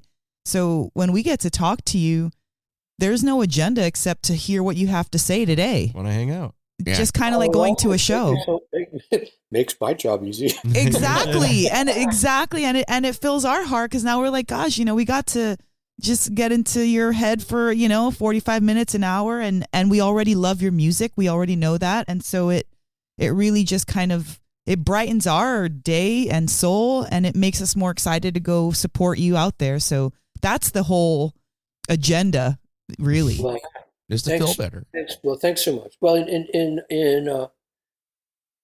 in support of whatever consciousness then we need to muster to not just go extinct here in the next little while, then let's get it together and gather and try and do whatever consciousness raising comes along with feeling good to be around people and alive.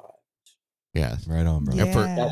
I guess that's the point of this thing. Yeah. And I just want to throw out there, for what it's worth, Steve, you know, we don't want to make you a celebrity or anything, but you mean a lot to us. Your music has been around with us a long time. Yeah, it And, has. and your son, John, we had him on the show. Him and Aaron communicate quite a bit, and you guys mean a lot to us. And thank you for doing what you're doing, and keep on doing it, man. We're here to support you. We're here for it. I don't know how to do anything else. So yeah. Right on. You know what? I was going to ask, because we started that way. Do you want to pick up that beautiful guitar and just kind of play it out? And Oh, I love that you brought that in right away. That's like your security blanket. you know that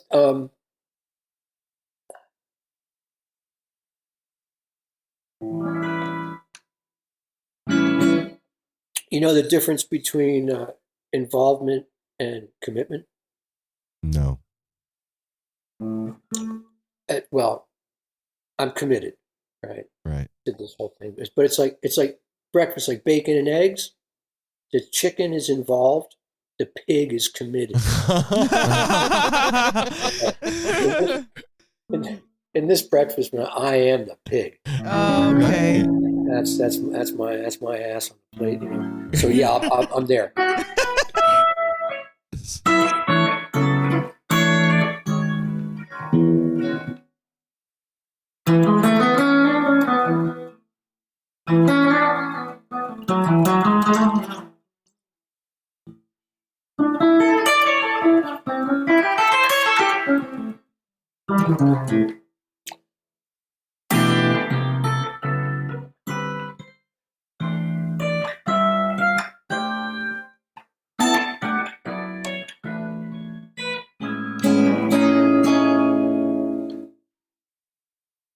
That's all I got to say. Delicious breakfast.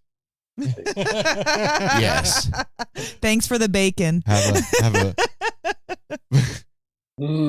Bacon. I know, right? Let's go get some breakfast. All right, Steve. Much love to you, man. Have a Thank you, brother. wonderful Thank you, Steve. God bless you guys. Thanks so much for the Same. opportunity. Yes. Thanks for support. Bye-bye.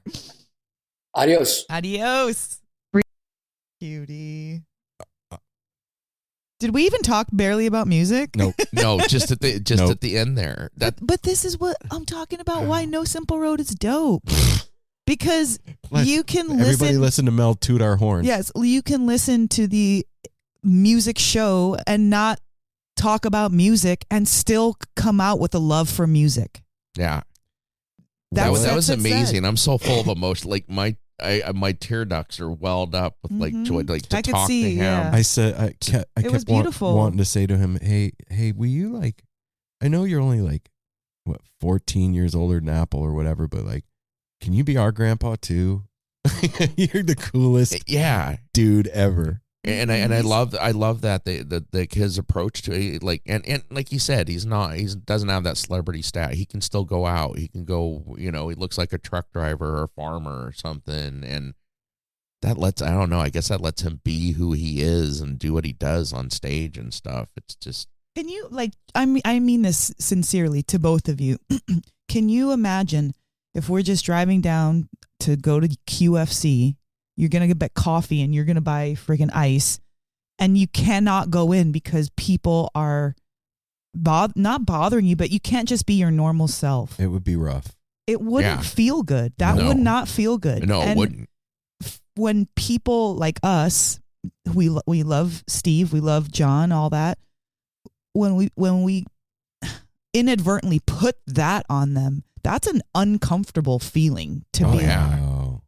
Like it doesn't feel good. Like, yes, liking my craft and appreciating my music and coming to support me, that's different.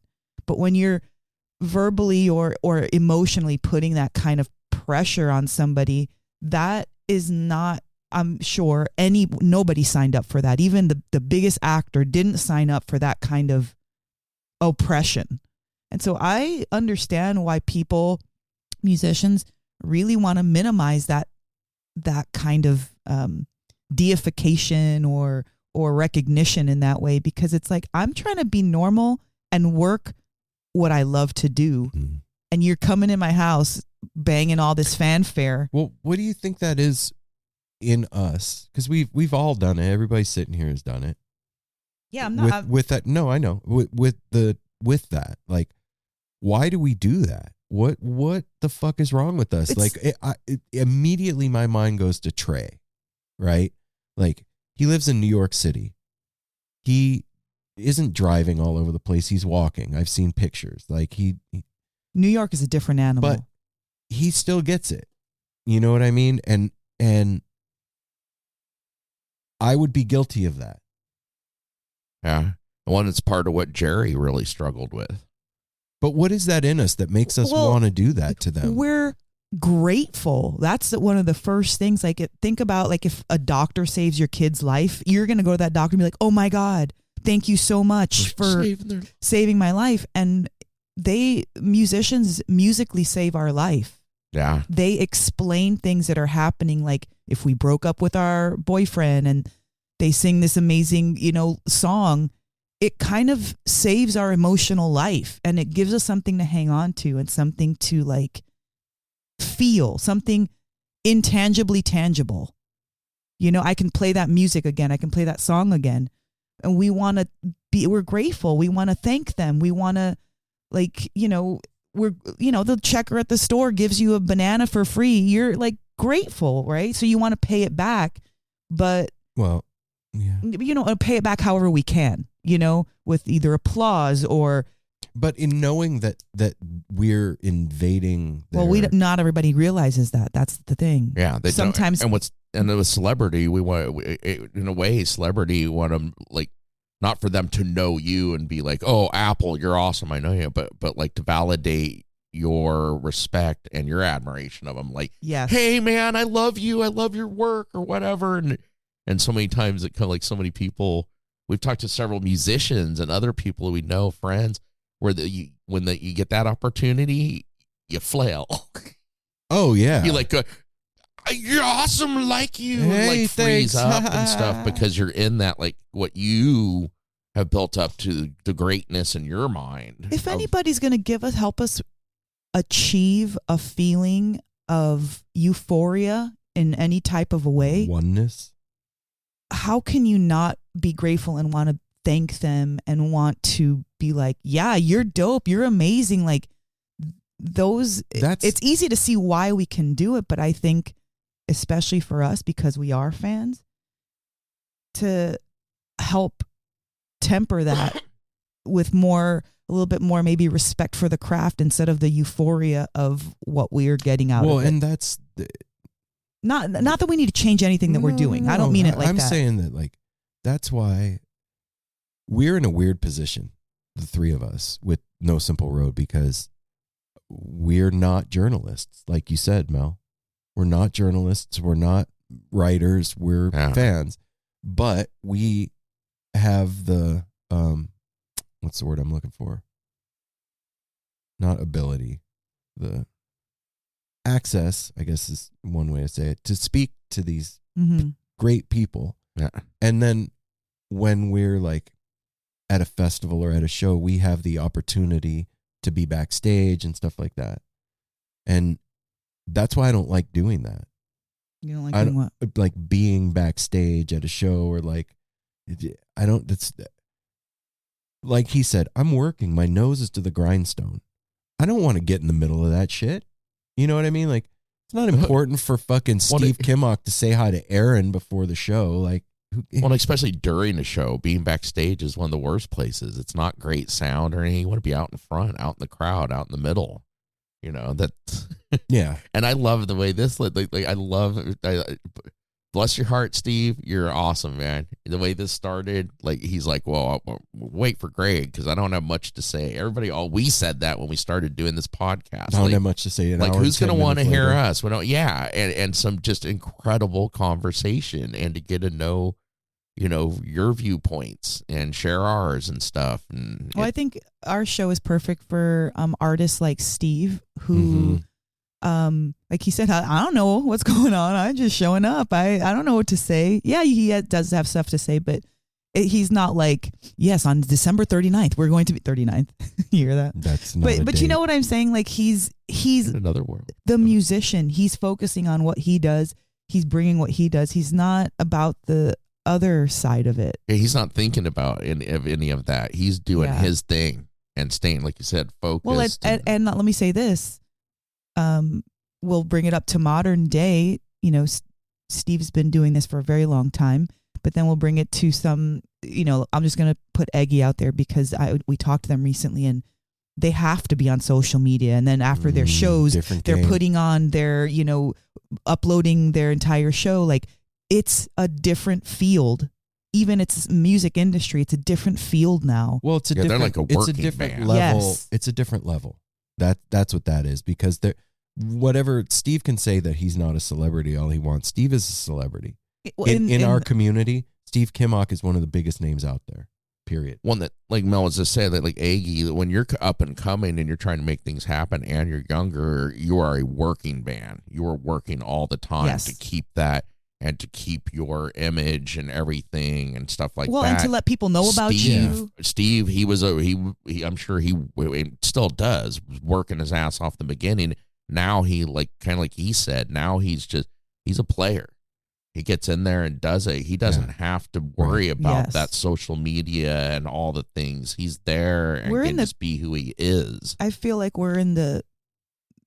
it's already started, so we're not, you know, at the start, but we're in the beginning of the evolution of humanity going forward. And that means in every industry.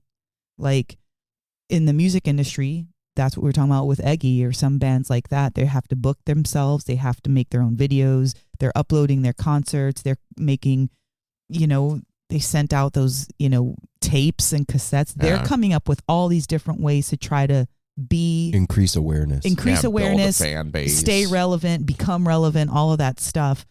Every industry is going through it. Like every industry has to kind of redo what they have been doing. Even the industry I work in at my day job is going through it right now. They're having to refigure out how to do business. Well, even like fashion, now it's got to be sustainable. You can't just freaking, like, people are using recycled clothes to create new clothes now. You know, like I saw a guy that has taken Eno hammocks and repurposed them. He made a jogging suit, a fanny pack, a backpack, and a cover for a life vest for his girlfriend. Okay, boom, right there. So that's what I'm saying. Like, because Steve's been in the game, like he's working in an industry that is coming to an end in that way. That's in transition. In transition, yeah. Like, well, that's what I'm saying. Ending the way that he knows it and has been doing it for years. Mm-hmm. And we're coming into a way where it's kind of like the Wild West again. People are making it up. Well, we could have, just think about what we do. We could have never just done this 20 years ago. You know what I mean? Like, we're just going to decide to start doing interviews and record it and put it out somewhere. You would have had to have a license with the FCC. You would have had to get a deal with the radio station. You would have had to be syndicated. Couldn't have done it. Yeah. The game changed. Yes. Well, and everything back then was a journalistic approach. Right. It was, you had to Nobody would have known you what had this to go to was. school to be a journalist, to have a background, to get that job. Yeah, we wouldn't with have access. With that periodical or a newspaper or whatever it was. And then take it even a step further. We would have had no access to any of the artists because you would have had to go through agencies and management, PR people. And I couldn't have just reached out to somebody on Instagram. Yeah, there was no Instagram. There was no DME, no teal back in the day. So in a way, this is a huge opportunity, not just for us in our field, but for musicians, fashion designers, like car makers, all of that stuff. And the challenge is, how do we do it sustainably and responsibly? Period. In your industry, how can you do what you're doing sustainably and responsibly? From where you're at, how can you do Period. that? Yeah. So when you're buying all of this fucking mics and lights, and how can you do that more responsibly? How can you, like, if you have a freaking, you know, cookie business, how could you make your cookies more responsible? Yeah, cookies are good. I'm hungry. But anyway, I don't know where I got that PSA from. I just really appreciate Kimock's down-home approach. Well, and he was very heady. Yeah, he's heady. Everybody's, come on, there's very few people that we've talked to in the almost 300 something episodes that are not heady. True. I just love to like getting to see him there and who he is. And he makes me feel very comfortable. Mm-hmm. Very comfortable with him. Like I would love to hang out with him at his living room, whatever it was, and just have some coffee, shoot the shit, and walk down the creek and stick my feet in the water and be quiet and listen to Ali Akbar. Like, yes, yeah, I agree. Keep it real, yeah, man. Well, and it's funny. I just got to say, I just got a text from Brooke. Apple glitter, apple Hell glitter. yeah. It's Brooke.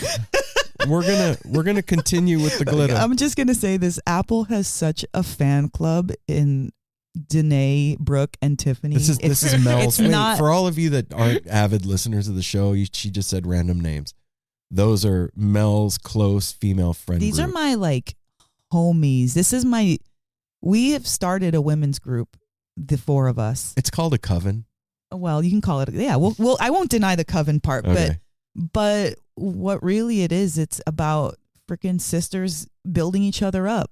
The and Sisterhood learning of the Traveling Pants. and learning what's up together. You know, we're not all freaking professional anything, but we're figuring shit out, and it's dope. You're a professional esthetician and I you're a am. professional podcaster. Okay, so whatever. don't say you're not a professional. Okay, anything. I have profession. Your professional sister. But what I'm saying is that all my girls love fucking Apple so much. He's got they love that he loves purple. They love his Santa vibe.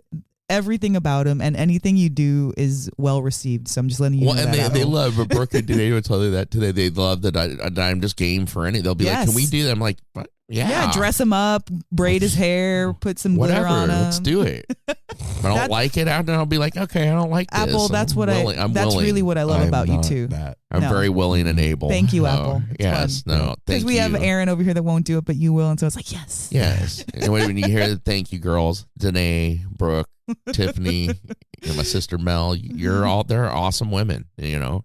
All right. Here's what's going to happen, everybody. What's gonna We're happen? not done with the show. We're going to continue on. We're going to take a short commercial break, and then we're going to come back and bring you more of us doing stuff. Have and kind of heady conversations. yeah. Yeah.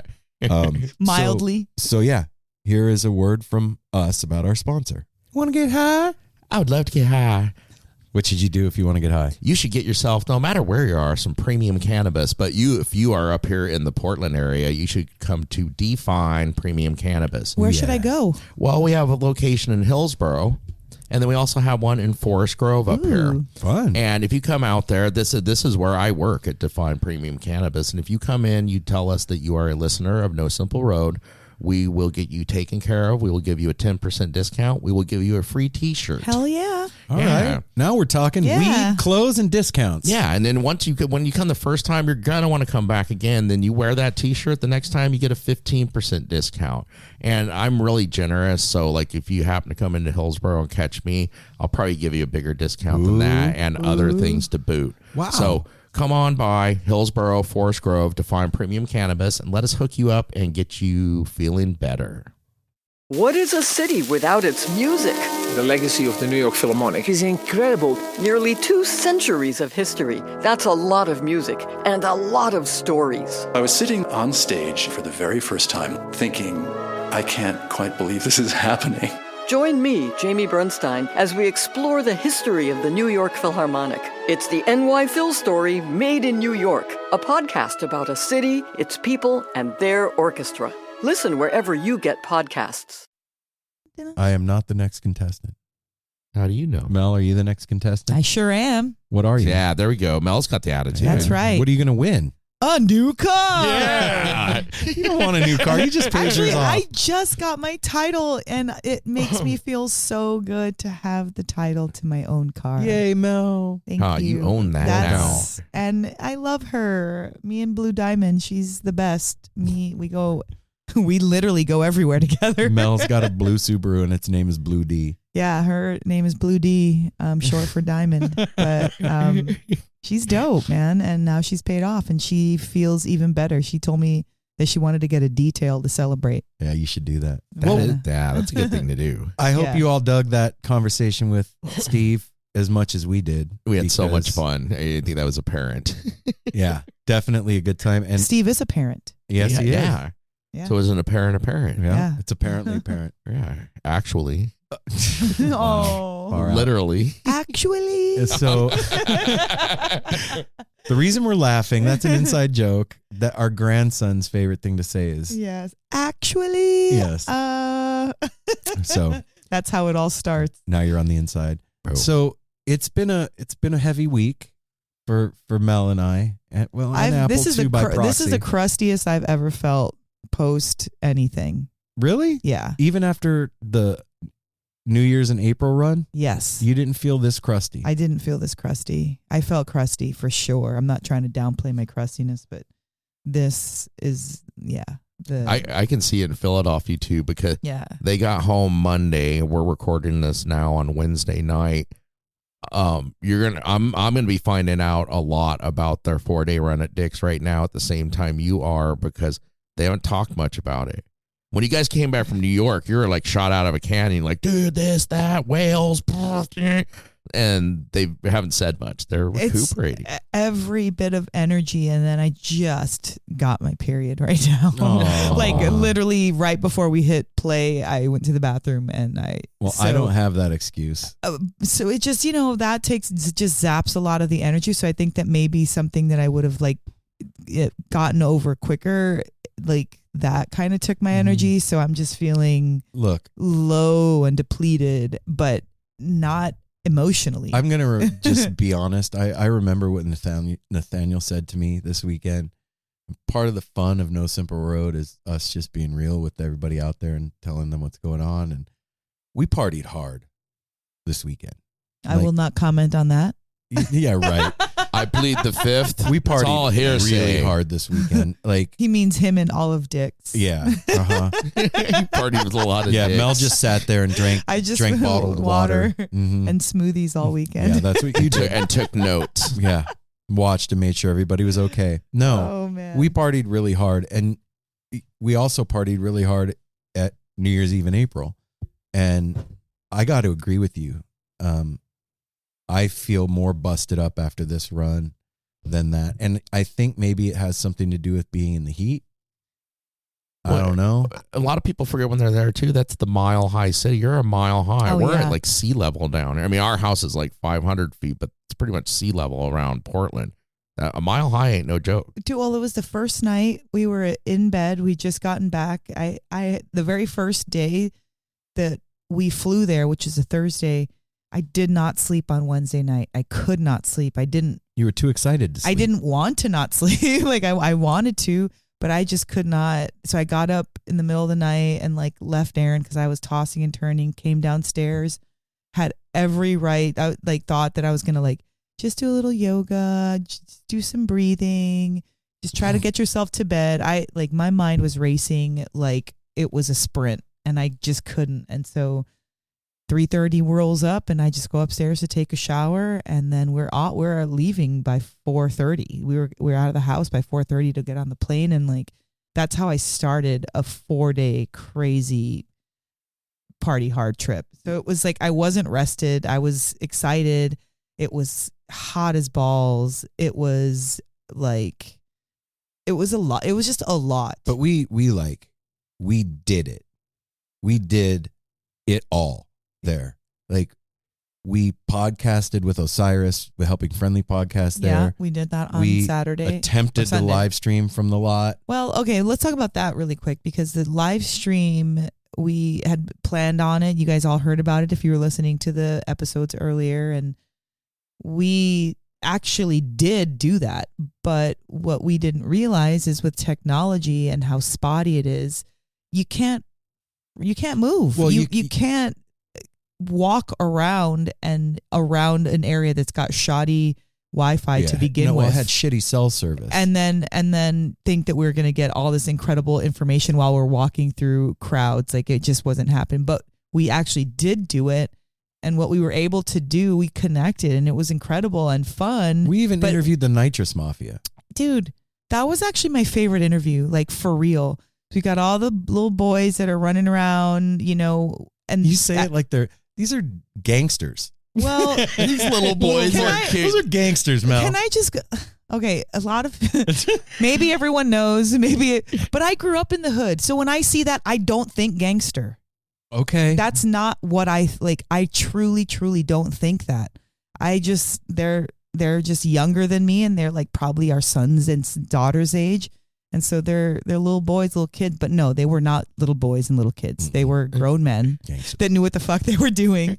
But what I thought was really cool was talking to them, because we were talking about, fish and the lot. And so they actually wanted to talk. One of the guys wanted to talk. He didn't want to show his face. He did the interview with his hat over his face. Yeah, he had his bucket hat over his face. He's like, yeah, I want to talk. And I was like, all right, have you been to a show? Yeah, he'd been to a show. He was super stoked. I was like, well, how'd you like it? He loved it. Super stoked on. He's like, man, I ended up coming home with 2 girls. The music was fun. I enjoyed myself, and it was great. What's going to happen, and I saw it this weekend a little bit, was all these cats are starting to wear the clothes. They've all got Dancing Bears on their hats or Grateful Dead T-shirts. And they're getting pulled into the scene. They're getting pulled into the scene by proxy, and then now they're going into the shows. They're going to get turned on by accident. Yeah, and then his friend was like, yeah, I've been to a show. And I was like, yeah, what kind of show? He's like, I've been to a fish show. What you talking about? Aren't we talking about this? He's like, giving me attitude. I'm giving it back. And then he's like, yeah, I like it. It's cool. And so it was just it was an amazing time to be able to do that and they connect. They had good gas too. They had great gas. They were being fun. We saw them literally all weekend. I was like, oh, there are boys over there, throw up a little fist. It was actually, Apple's got a question. So I'll hold on. I have a question, but because all I ever saw, because I got home, I took off early on Friday and was happy to, because I was home sitting here waiting for you guys, the live cast, and it was going in and out.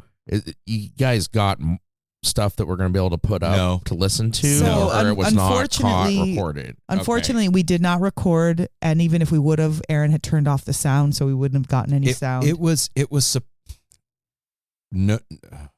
start YouTube was supposed to record it. Okay. But it couldn't record because the cell service was bad. You couldn't even send a text, dude. Okay. Yeah, it was tough communicating with you guys until some you were spaces out of were there. fine, yeah, but then you start walking around. So it was a bummer because we worked really hard, and Aaron got super upset, and then I got frustrated with him, and we worked it out fantastically. But at the same time, it was a bummer. We didn't get what we came for, but we did do what we were supposed to do. And we learned a lesson. And we learned a lot. And so next time, we won't be able to catch the entire lot the way that we want it unless we record it and talk over it. Well, next year from Dick's, we're going to be recording from somewhere else. Yeah, like a little spot. Broadcasting from a restaurant that can't be named yet. But yeah, but I said we really did it. And I mean, like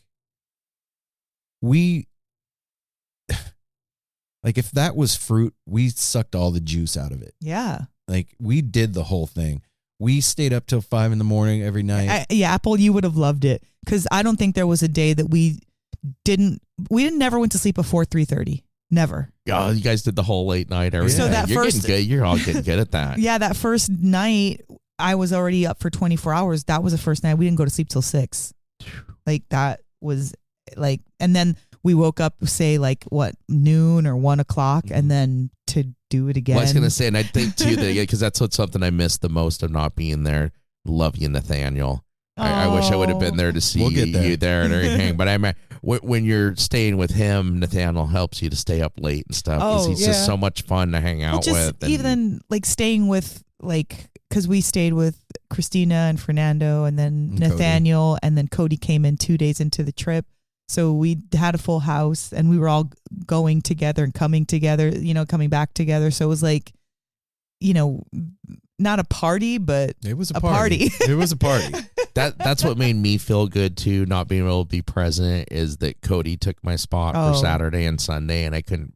If I had to pick somebody to sit in for me for anything, it'd be Cody. Yeah. Well, what was funny was Aaron and I had this whole this skit planned out when we were on the lot that we were gonna introduce Nathaniel as this new Apple, and the part of Apple is being played by Nathaniel this week, and we never got to it because I do it. But you were well represented between Cody and Nathaniel that weekend. And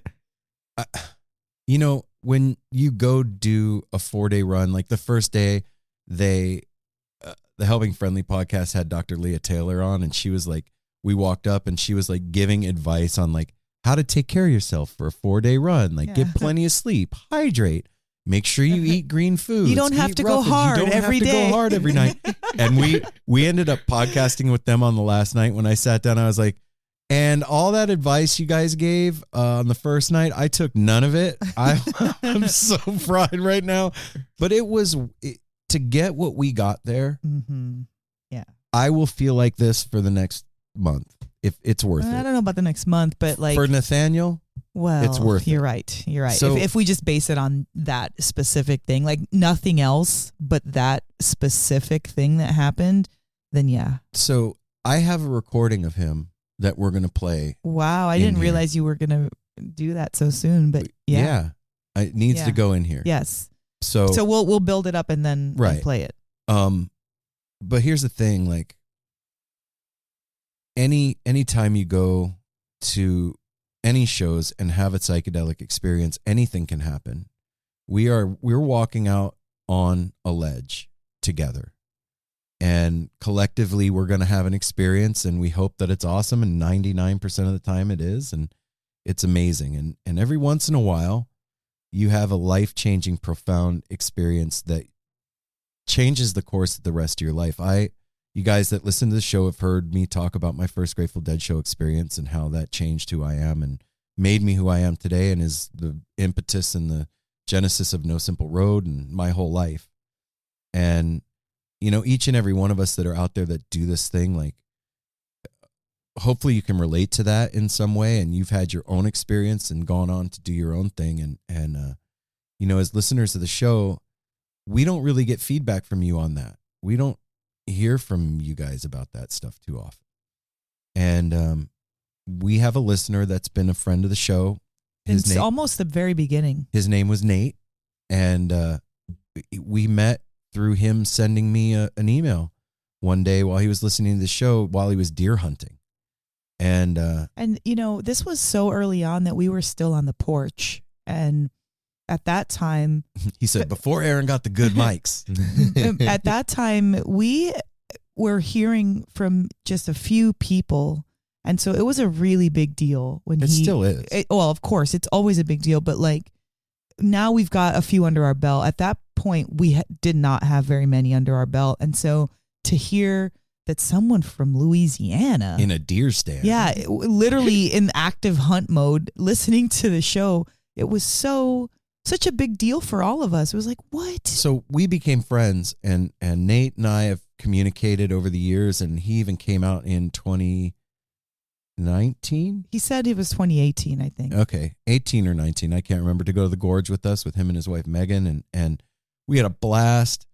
And we went to Green Sky at Red Rocks with them last year in 21. We had an incredible time with him and his wife at Green Sky last year. But he had never seen Fish, and this experience, I'm not going to ruin the punchline of this whole story for you guys, but he did walk in one person and walked out another person, and we were all a witness to the moment that change came. I mean, it was like a legitimate facial change. There was something that was there at one point, and then it was different the next moment. And I have to say, like,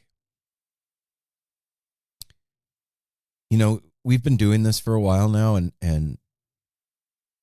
he really, I got a gift out of this weekend from him, in that he really reminded me of what we do. Yes. What No Simple Road really is, besides us talking to musicians.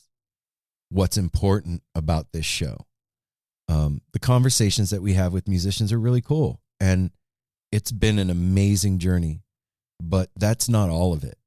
That's not even the important part. It's a fraction of it. And I don't mean like small, medium, large fraction. I just mean it's a fraction of what we do. And having Nathaniel so articulately and time sensitive, like he explained what was happening to himself as it was happening in an altered state with so much conviction and love and like fervor. And it was just what Aaron just said, that he kind of like showed us what No Simple Road is, aside from like a bunch of, you know, fun conversations and interviews and introducing you to cool bands and stuff like that. Like, No Simple Road is the community. Yeah, that's all dope and cool, and that's kind of what we built. It's kind of like this. You go to see a Fish show, or any show for that matter, and you're literally going to see the music. But when you're there, you're high-fiving your friends, you're making plans to hang out that next weekend, you're getting your outfit. Like, it's an entire thing. And our interviews, No Simple Road, okay, that's our like meat and potatoes. But there's so much going on with No Simple Road aside from that. And Nathaniel sat there and explained to us what he sees and how we're doing that, not just for him, like specifically for him, yes, but like in general. And it rung my bell. I don't know how I kept it together and didn't cry. I was fucking bawling. Aaron was bawling. I had tears in my eyes, but I was just like, I think I was in shock because I could not believe. We were all both still high too. Yeah, we were. But like, I was in shock at just like, how could he say this so wonderfully? Like that was my shock, was like, it's not only words, but it's words with like energy and conviction and heaviness and weight. And it's that moment in the movie when like the boxer is about to go into the championship fight and his trainer is like, it doesn't matter how many fights you fought or who you fought and beat. It's all about when you were in the beginning and you were on your way up and you're fighting your way against nobodies. And it was that fucking speech. And it was like, oh shit. He's fucking right. Dude. Damn. I don't know anybody else who can put it down like that, for real. I'm going to go get it and we'll play it. I was going to say something to you, because something that Nathaniel has been with us since very early on. And the other beautiful thing that happened from that is 3 of our listeners and family, Buzz down in Texas, Alex Nola in, where's he? He's in Louisiana, and Nathaniel in Louisiana have become like lifelong friends. They started meeting up at shows because of listening to the show. We've always been really proud of that, and have gotten so much praise from them. And we love all our brothers, man. Yeah. So you know what? I'm gonna do it. You sure? You think? I mean, I don't think that you shouldn't. I just think that are we done? Like, is that it? I mean, you could. Well, my point is, why stop it now when you can insert it anywhere and like literally stop the flow? Okay, yeah, you're right. I mean, there was a lot that went down. Yeah, there was a lot. It was such a weekend of like family and healing, and you know, Cody coming and he's going through stuff, and having his cup filled back up so that he can be there for the people in his life that he needs to be there for, and being with Christina and Fernando, and those two man are the sweetest human beings on the planet. And talk about an all-star cast. Like I just like had a moment alone, and I was just thinking about like the fact that we were there and who we were there with. And I think it was was it Saturday or Sunday that we talked to, we're on Helping Friendly podcast.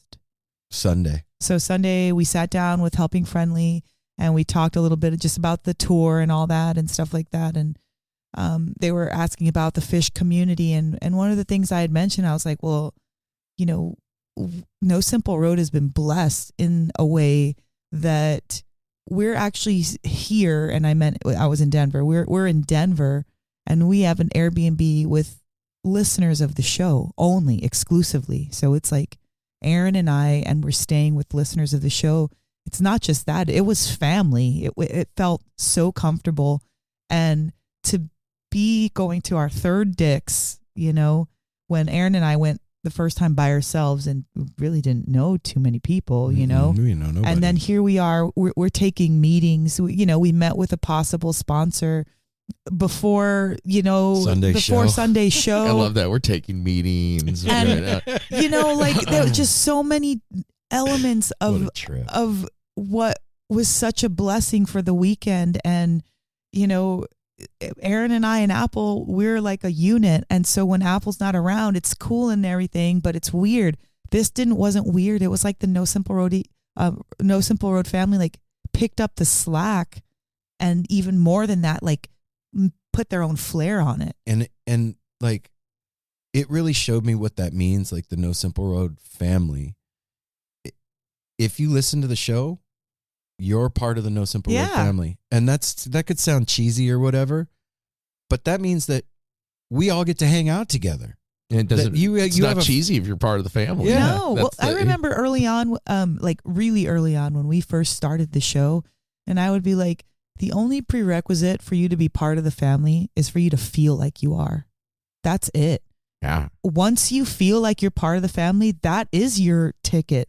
And what we did this past weekend, we literally networked one person at a time, and we made deep connections with these people that we touched. Our entire row, the weekend, we came back to the same spot every day so we could all hang out with each other after we met the first night. Yeah, because we had so much fun with the people that were behind us and in front of us and to the left of us that we were like, same time tomorrow. Why go somewhere? Why search for something else? And like, I feel bad we didn't get to spend time with, like the Osiris family on the Page side, but we couldn't have done it. We couldn't have spent as much time with the No Simple Road family and grown it the way that we did. Everyone around us got stickers. Everyone around us knew what we were doing. Everyone around us came the next day. Everybody around us, we sat with everybody around us individually and connected with them on a fucking heavy level at some point in those 4 days. Did you two ever do, because you had floor Saturday and Sunday? Did you ever went do down floor? To the floor for like 2 songs on Sunday. Yeah, because the way that they floor had is it. a C. Oh, yeah. It was rad. The way that they had we it. hung out with the security guard. You had to like go to the stands, and enter one way. And if you're on the field, you had to enter the other way. So, we did that, and we just weren't. I'm never feeling the floor, to be honest. I'm really not feeling the floor, but I want to go down there for a second. Like that, like, I don't want to stay there at all, but I definitely want to go. So we did, and we had an incredible, like, 2 gave songs. The security guard some weed. No, we didn't. I wish I would have given him weed. I didn't have any. It fell out of the bottom. It did? Yeah, I was really bummed. I would have loved to, but no. So like, to me, it was like hitting the ground running and like handing people stickers and watching people pulling it up on their phone and like getting it, like downloading it or like subscribing to it or like even just looking at it. And like right there. Yeah, like, man. And it warmed my heart. It like really taught me that we are doing something legit. We're doing something dope. And like the more people that jump on it, it gets funner and cooler. That's the thing. Like that whole section could have been No Simple Road people at that show. After a 5-minute conversation, I felt like I knew those people forever, like Chris and Meredith. We met these 2 angel hearts, right, they were sitting in front of us. They look like a couple, but somehow, some reason, the first thing I've met, I looked at them and I was like, "Are you guys a couple?" And they kind of looked at each other and laughed, and they're like, "No, we used to be, but we're not a couple. We just like same music, and we live near each other, so we just drive together." And they were 3 out of the 4 days we hung out with them, and they every day like just chipping off a little bit more of like getting to know them. And she was having a hard time with anxiety, and I was talking to her about it, and like then she said she felt better. Yeah, like we just became family and walked out of every show together and hung out and partied in the lot. Totally sober. These 2 were completely sober. They danced their harder than little anybody there, man. booties off. I mean, they were killing it. They were, that's the thing too. Like, you know, I remember back in the day, used to be like, nobody goes to shows sober. No, there's no way. There's a hell of a lot of people that go sober, and you couldn't tell one from the other. You couldn't. Well, music is life, like we always say, and you don't got to be. You don't got to be any kind of way to listen to it. I gotta say though, this weekend, Fish brought the heat. Yeah, these are incredible shows. So I want to say real quick before we get off that is like I'm bummed I missed this one, but not as bummed as I've been with other ones because I'm positioning. So next year this is not fucking happen again. Right on. Or I miss anything, it's just not going to. But like this one and like New York, you guys coming back, and I like No Simple Road. We're always together, even when I'm not there, because like you came back from New York. We're talking about people now. Like when you guys go meet people, or if I do something on my own and meet fans of the show, they are now family, and I know I'm going to meet them and talk to them eventually because that is our goal, is to get out and about and meet people and stuff. So now, like that connection was made, even though I wasn't there physically. They know me. Oh yeah, they will. I know them. It's, you know, and we've built such a family now, like to be for knowing like Cody and Nathaniel were there also, not really in my place, jokingly kind of in my place, but it just made me feel good. It made me feel really good that you guys checked in with me every night. Oh yeah, because I was sitting here at home. I'm watching. I had a nice time over the weekend and went to a party on Sunday, this and that. But it meant a lot because I'm sitting here watching the set list pop up as it's happening, and I know I either called you at set break or right after the show. I just want to say for because of our things that just there's like 3 highlights that I was like, oh yeah, Thursday night I was watching that one, but that Friday night when you called and it was the rain delay on Friday night and everything, and then you guys didn't know at the time when you called me, I could hear it like raining and you're explaining, and it's like, oh, they're not going to get a show, and then it came on at like 10 o'clock and they come out with Carini into Yim. I was like, because Aaron's been like that's one everybody chases, and when I saw Yim pop up, I just put my phone down for a little while. I was like, I'm not looking back for. I had a buddy hanging out, and I was like, I'm not going to look back for a while and everything. But then it just continued, with Ghost after that, and just got incredible. Aaron had called that earlier for Nathaniel. He's like, oh yeah, you're going to get a Ghost tonight. Yeah, well, you got a tweezer, a freaking. That was the show of chasers, dude. Yeah, talk to us. But then the other one was then Saturday night. I did the same thing. I saw the first song, started cracking up, got up and danced for Mel and Aaron.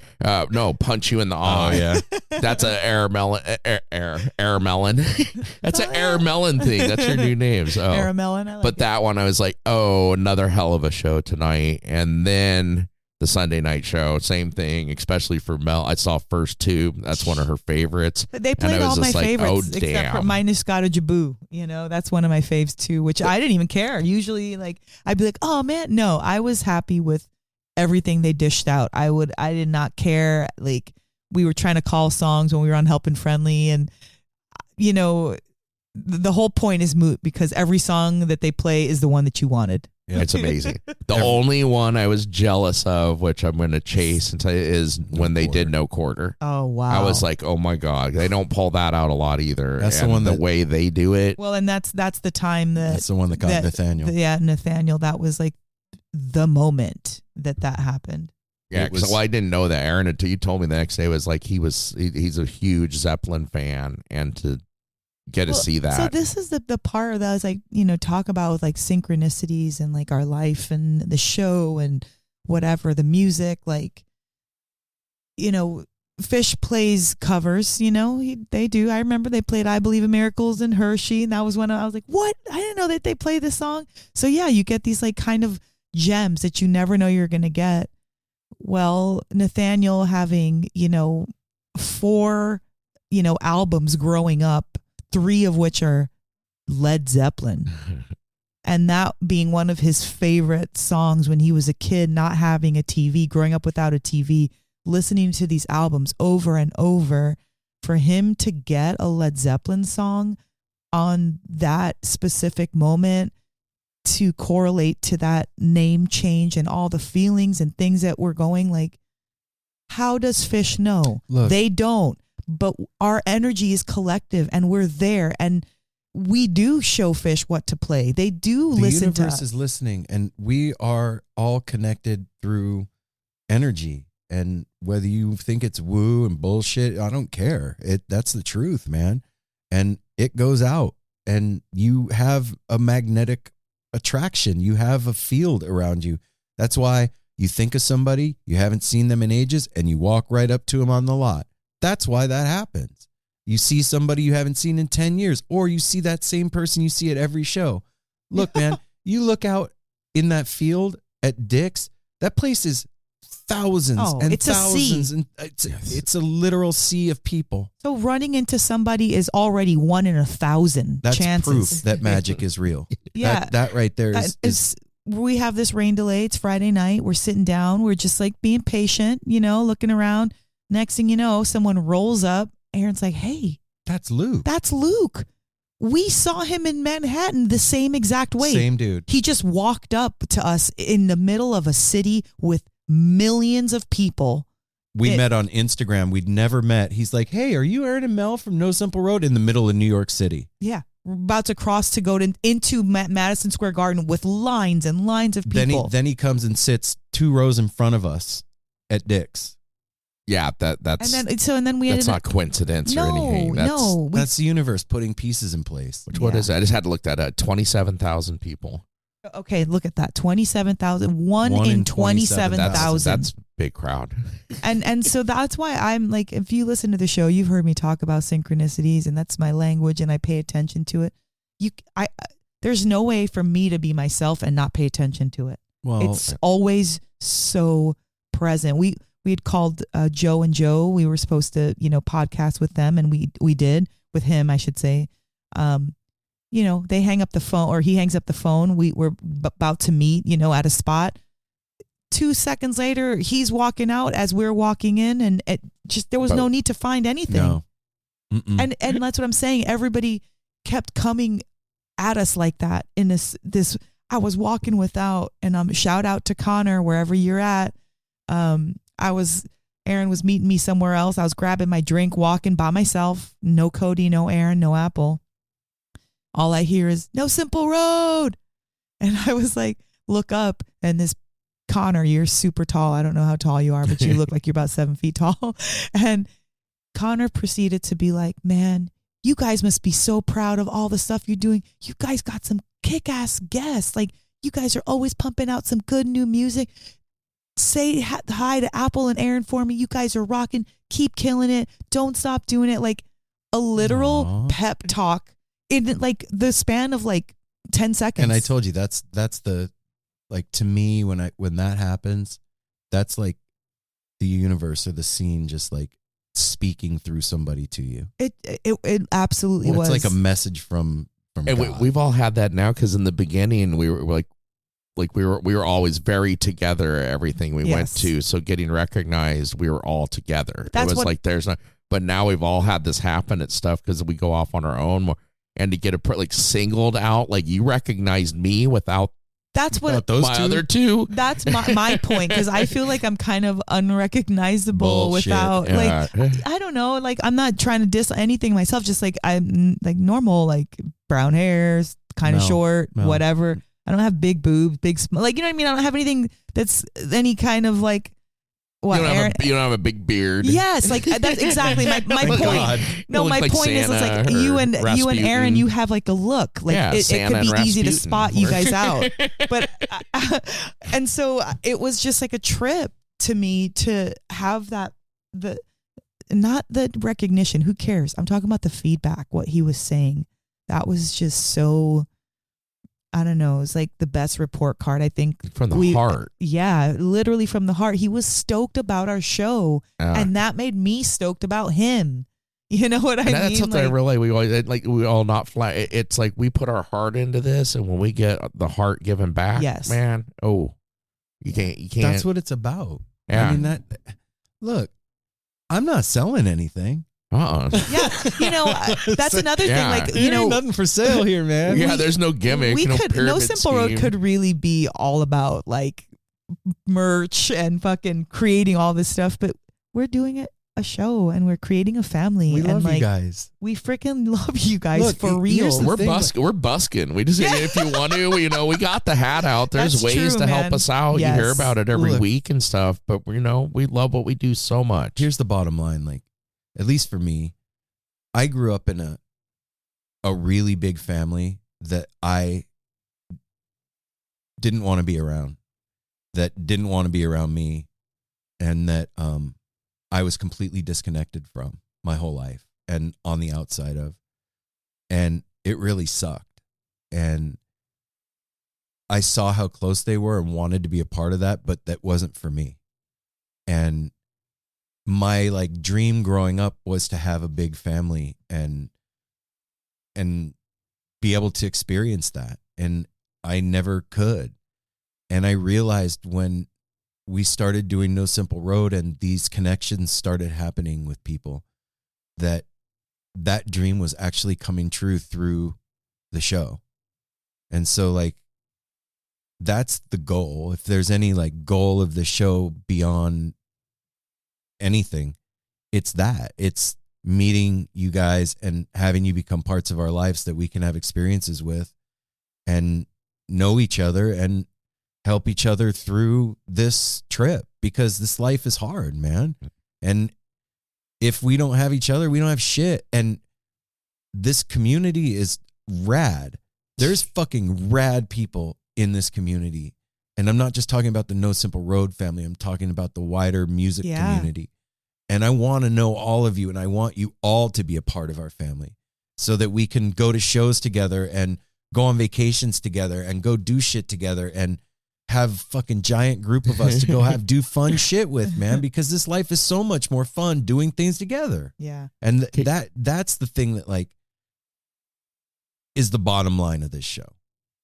That right there. And I love that. And I want to say something to Aaron here, because what you just said, this is like kind of in a nutshell too, like what he just said about his childhood and everything like that. Me and Aaron have been close our whole lives. He lived with me for a while with my mom and stuff. In 95, when Jerry passed, Aaron, like a lot happened. I moved away in 97. We didn't see each other a lot for like 10 years, but Aaron went into a wonderful marriage with Melanie, created a family. You are such a nurturer. You nurtured a family. You raised kids. Your youngest is getting ready to move out, which is a trip to see all of this happening. The two of you are so nurturing.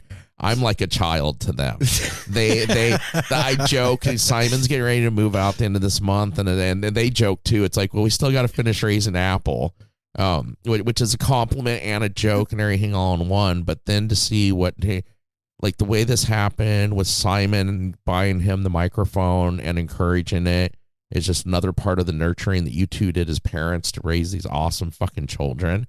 And now, like, it seems like, I mean, we've been doing this for a while, but in this last year, this has really gained momentum, and the family's getting bigger, and the train is going faster. And, you did, but like Aaron is the last, I've said this before on the show, he's the last person when we were growing up as kids that I ever saw as being responsible and a family man and all this. And you fucking crushed it, brother. Thanks, man. And you've nurtured this show into something that's so amazing. And the last baby's getting ready to fly the nest, but now it's nurtured this family, like you were just saying, of how fucking big this has grown. How anywhere we go in this country now, we are going to know people in that state, in that city. We got plans to go to Spain with Fernando. Yeah. Oh, shit. See? Like all these things. But I just want to say that, man. I love you, brother. And fucking, you're fucking congratulations. You too, Mel, with Thanks, everything. Man. Your family, this family that we're growing now. We were at Set Break on like Saturday night. It was the night that Split Open and Melt. I think it was Saturday. And the dude behind me, I gave him a sticker, and he was like, I had given it to him before the end of the first set. And when the set break started, he sat down. He was like, all right, dude, tell me about your show. Like, how did it start? And I was like, all right. So I told him, I was like, well, my son bought me a microphone for Father's Day, blah, blah, blah. I told him the whole thing. And he was fucking crying at the end when I was done. He was like, that's fucking amazing. That's fucking rad that happened for you guys and that you're doing what you're doing with it. He's like, bro, I can fucking feel that shit coming from you guys. He's like, I'm so fucking glad I'm sitting here to Trent. Oh, that was Trent? Yeah. Oh, wow. Yeah. Trent came back all 4 nights to hang when out. you just mentioned that was the one that tripped me because that was Aaron it was Saturday night, the Split Open and Melt. When I saw that on there, it went from No Quarter into a fucking Richard Strauss Opus 30 that they did cover into Split Open and Melt. Dude, that Split Open and Melt, you got to go online. For you out there that weren't there, if you have the opportunity, go online, look up the Split Open and Melt from the Saturday at Dick's this year and watch the light show. It's the craziest. It's the I've never seen no shit like that. I don't think I ever will see any shit like that again. Well, then they encored with Trey singing in a megaphone, Fee. Yeah. It's like I had to look that one up. I wasn't really familiar with Fee. And the awesome thing about Trey was his voice got stepped up. Yeah, he's been taking vocal lessons. Freaking great. I used to talk shit early on. I'm like, but if you're like a leader of a band, you should like sound good. Like your voice should be good and talking all this shit. And it was when we went to San Francisco where I put all my shit talking about his voice away. And I was like, I understand Trey's voice. But then we get to Dick's this year. And I was like, whoa, this guy's like, he's even better. And one of the things that we talked about on Helping Friendly was like how they just keep getting better. How can you be 40 years into something and you're not even the best you've ever been yet? Well, they're not a band that's playing the fucking, the Alene or the Indian Casino down the road, like in the last world tour of Fish, or just out there to just. They're not money. out there just making money. They're bringing. I mean, they're making money and they deserve it. They're bringing the fucking heat, and I don't know. It's a trip to see you, Mel. Like anytime we would get back from shows, like you'd be like, I don't want to listen to any more Fish. Like, can you put something else on in the car? And like. The day after we got back, Mel's listening to Fish in the bathroom while she's getting ready. Then I come in the kitchen the next day. She's listening to Fish while she's cooking. I listened to it on the airplane home. The whole first day. It's the first thing you guys did when you got in the car. I take them to the airport at 4:30 in the morning on Thursday morning, and I didn't know she'd gotten a bootleg from Shop Tour Bus of Fish. Pops it in my cassette player in my car, and boom, Fish. That is a dope cassette. I've been listening to that all week. I have a different feeling. I'm definitely T-painting freaking Fish right now. And for all y'all out there that know, y'all know. And if you don't, sorry. So this weekend was a reaffirmation of us and what we're doing and the magic that happens at shows. Through us, with us, without us, near us, next to us, around us, by us. Yeah, we're just recording what we see, but I'm sure from our little corner of the lot and section 109, row 12, what went down, and it's pretty fucking astounding what happens at these shows. I know that every crew has shit happen, but this is ours. But the last thing I cannot forget to mention, just how generous, beautiful and magical Grant and Allie are. Grant Livingston, if you have not listened to Grant Livingston, if you have not listened to Grant Livingston, go back into the No Simple Road catalog, listen to that episode. You will not regret it. And then flash forward, listen to Grant Livingston and Friends on Apple Music or wherever you get your music. We were fortunate enough to see him. I just happened one day, he came to visit. We're sitting down talking, and I was like, hey, when do you play next, Grant? He's like, actually, I play tomorrow. I was like, what? He's like, I'm playing a pre-show party tomorrow. And I was like, that's awesome. Where at? He's like, oh, no pressure. If you guys want to come, no pressure. Guys, I know you're busy, blah, blah, blah. Well, we made it to Larimar Lounge where he played, and holy smokes, I am so glad that we got up to do that because that was another late-ass night. 2:00, yeah. And we get in there and it was like jamming from the outside. And I was like, I wonder who's playing. We walk in. Of course, it was Grant, killing it up there with his beautiful voice. And he's got like voice, a 17-year-old on the drums, an 18-year-old on the bass. On the guitar, and then a 21-year-old on the bass. This dude that plays the guitar, Apple, in his band is 18 years old and shreds like a total badass. Fucking 50-year-old. Wow. I couldn't believe me at Grant's the show. got some good friends. Grant told me at the friends. show, he was like, Aaron, man, I found this 18-year-old kid that's like a fucking prodigy. He's been playing since he was 6 years old. He's been going to fucking Fish shows his whole life. This kid is amazing. And I was like, oh shit, I got to go see this. And then we found out he was playing the next day and we walked in and I was like, oh my God. So if any of you hear the band looks like little boys they to look me. so I told Grant's girlfriend, I'm like, I don't mean this in any bad way, but I'm 50 and it looks like a bunch of little kids and Grant up there and they fucking rip. Yeah. Yeah. Holy shit. It was something like live music between live music. Yes, please. When it's Grant Livingston and his crew. So if anyone hears of Riverspell, go check them out. Go support them. Yeah, They're the Denver incredible. area. Well, and when you hear this, Grant and Allie, oh my gosh, I'm jelly of that they got. This is the first they mentioned it. I didn't know they ran into you. I went and saw the show. Like all the details are coming out now. Same Fucking way. Love you too, man. They just we just saw each other. That's exactly how we bumped into Allie and Grant. We just saw each other and we're like, oh shit, here you go. See these beautiful angels and they're the just sweetest. so many amazing things. Mel's got pictures in her phone of us with them. She'll show you. And dude, well, I'm working on something with them too. Yeah. I want them. We don't want to talk about that. Okay. I'm working on something with them. Yeah. You'll get to more Yeah. to come. I'm just getting the tip of the iceberg here. This is the most I've heard so far, like we were saying at the beginning of this, of their weekend. And I'm just sitting here getting more and more excited. I'm just kind of looking to see if to come. There's anything that I missed, just like beautiful, really beautiful connections. Father and daughter. It was the father's 206th show. And he brought his daughter and was doting all over her about all the shows he's brought her to see. And he was so proud of her. Got a picture of them. That melted my heart. Met this woman who it was her first show. Her name was Jamie. And she rocked it out next to us. We had such a blast, having so much fun, good hugs, good giggles.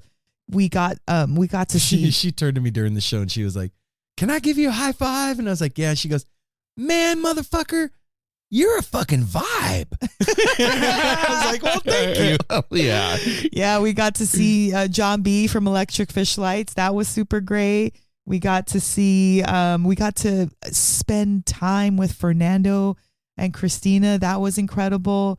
Let's see. I'm just trying to look through quickly to see if there's anything. Man, I'll just say this. As the summer winds to a close, I just want to say to all of you that listen to the show and the whole No Simple Road family, thank you guys so much from the bottom of our hearts for listening and being part of this with us and showing up and showing out. I hope you all know how much it means to us that you listen every week and that you're part of this thing with us. It's no bullshit. And when I say come hang out with us at a show, I fucking mean it. And, I don't think I'm going to be able to do Nate. I think it's going to be too long if we do that. So really? Yeah, I'll tell you what I'm going to do. I'm going to drop it at the beginning of the week. So if you listen to this, I think that's a poor choice. I think it needs to be. It's too long. It's like 3 hours, babe. It's too long. Then you should probably cut that out. It'll get buried in the end of. Then you should probably cut it. Cut what? The whole back end. It needs. You can't separate that. You have a 3-hour recording that you guys did when you were up I have there? a 40-minute recording that will make this episode like 3 hours and something minutes long. It'll get buried in the end of this thing. Nobody will hear it. Well, you know what? It sounds like this is in the works. Somehow you're going to hear this soon because I am going to hear this too. Also, speaking about the summer wine, we talked about going to O'Teal next week and everything, but this is coming out Friday. Mm-hmm. We are going to be at Camp Suds Woo-hoo! this weekend down in Camp Cottage Suds. Grove with all of our local friends up here in the Portland area with Sponge, Mojo, Bodhi Mojo. Bodhi Mojo, Family Mystic, Cycles. Cycles is going to be there. They got a whole bunch of other bands coming to play. And Patrick, shout out to you. We saw you very early on. First person we spotted on the lot when we got there. Wish we would have got a picture to commemorate, but just know that we love you. Thanks for listening back to your interview, and you said that you loved it, and that makes me happy. The fact that you were happy with it. So love you, Patrick. Can't wait to see you this weekend. It's going to be a good time, man. Yes. It's going to be fun. Our last blowout. So, I mean, you could still go if you're like at home and you were on the fence and it's Friday. And yeah. Like, fuck, Cottage Grove is only a couple hours from Portland, or I live in Eugene and I could just drive down there.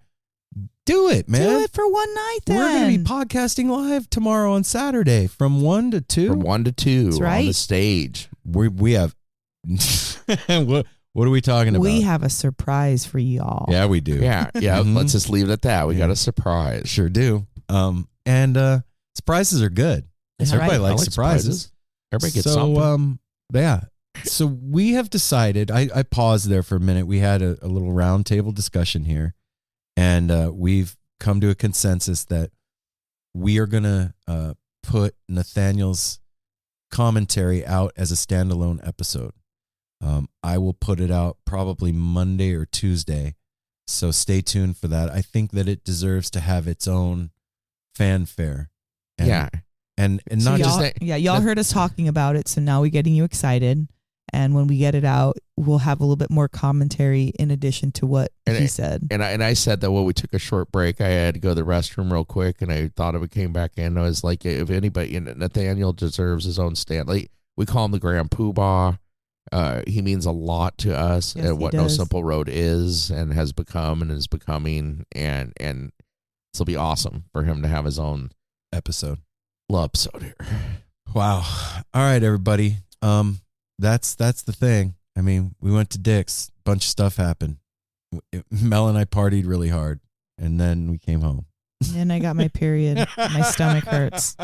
Yeah, and my weekend, and I'm a lot of things are changing in my life at work for the good. I'm getting a whole lot more recognition, financially, You deserve it, Apple. Mentally, everything at work. And I've worked really hard for 4.5 years. Yeah, you have. I will to say get here, and I'm handling a lot of things right now with work. I will say this, dude. It's nice to see you getting the recognition you deserve. You really put your heart and soul into what you do, and you deserve a little pat on the back every now and then from that end of the team. Thank you. Yeah, man. And you did get a little shout out from Annabelle. She told me to say hi to you. She was one of the first people we saw too. I was wondering. I saw her. She was posting so many pictures with groups of people, and I was looking for you in them. I think we have a you have picture one that we took with her. Yeah, but Annabelle's amazing. Yeah, she love is. you, Annabelle. You know, being a 50-year-old guy and doing a 4-day run, you know, people joke about like how hard it is, and I saw people a lot younger than me really busted up at the end of a 4-day run. And I mean, we did it. We did the thing and all the way. And and we ate good every day too. What's encouraging too is we see folks that are a lot older than us at shows that doing are it, just killing it and healthy and still doing it at like 80. But it just goes to show like live music is the fountain of youth, and being connected to this vibration and this love and this family is the thing that like makes my heart happy and keeps me feeling like I'm 18.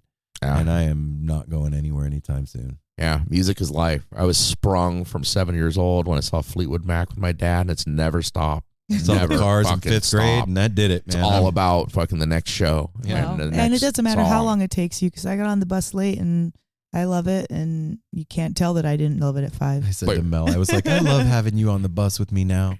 Well, but you say that too is fun because you throw Mel. Music has been your life too, because you throw on anything from the 80s and 90s. Mel 70s. most likely knows the lyrics through and through, especially rap, like the hip hop stuff. She can bust them lyrics. Well, I mean, I just think that for like this part of our life and what we do with music now, it's so foreign to what I used to do. But this is like my graduation. You know what I mean? Like for me personally, like I never went to a lot of concerts when I was younger. My mom couldn't afford that shit. I was friggin' young mom, couldn't afford that, wasn't about to do that. But now it's such a instrumental part of my life, no pun intended, that helps me to like know myself better. It literally helps me know myself better and puts myself back together. Literally, it helps me to put myself back together. And I'm grateful that this age and any age, I'm able to do it. We obviously, Aaron, as I love having seen the transition with Mel, and I want to give a heartfelt thanks to Trey and Mike and Paige and John for being the ones that seen Mel. I've never seen Mel so happy to show as a Fish show, because it's my happiest show place. It's one really of the greatest parties on earth. Fuck yeah. And it's all about love. Yeah, man. And so is No Simple Road. Yeah. And we love you guys. And it's love. It's love. It's always love. And it is, and it always will be love. Bam. We'll be back next week with more stuff and things. And in the meantime, between now and then, take care of each other, you guys, and smile at a stranger, and safety third. And make sure you hydrate. It's still hot out there. Sunscreen and all that stuff, man. Make sure you go to those shows. Yeah. Peace.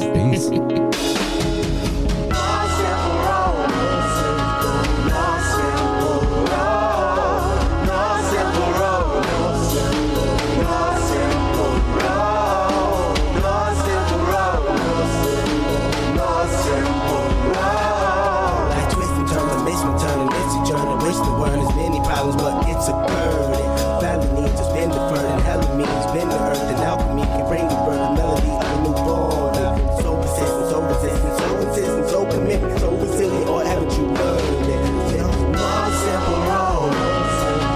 No simple road. No simple road. No simple road. No simple road. No simple road. My windshield is shattered as I focus through the spot in the corner that is still intact. The reality is both a defense mechanism as well as a fear. We've traveled this road before, so we may think, but it's a tad bit of strange similarities that feed an A = A complex. The fears of your past do not equal the perplexities of the current road.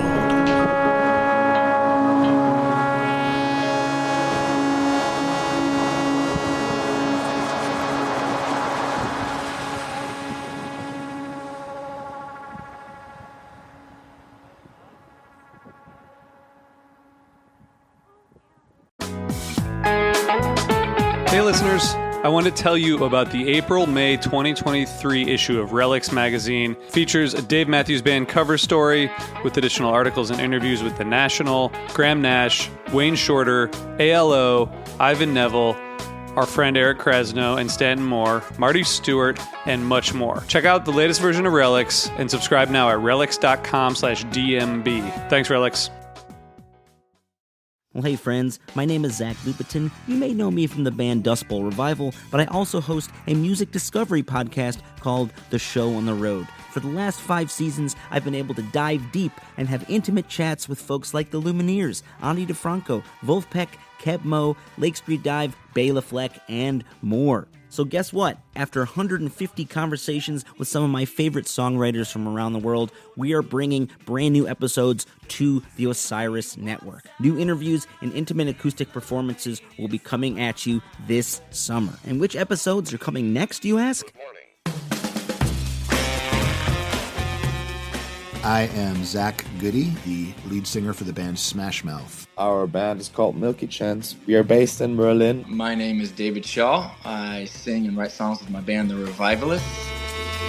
Trust me, these conversations go some wild places. So subscribe to The Show on the Road on Osiris, and we'll see you soon.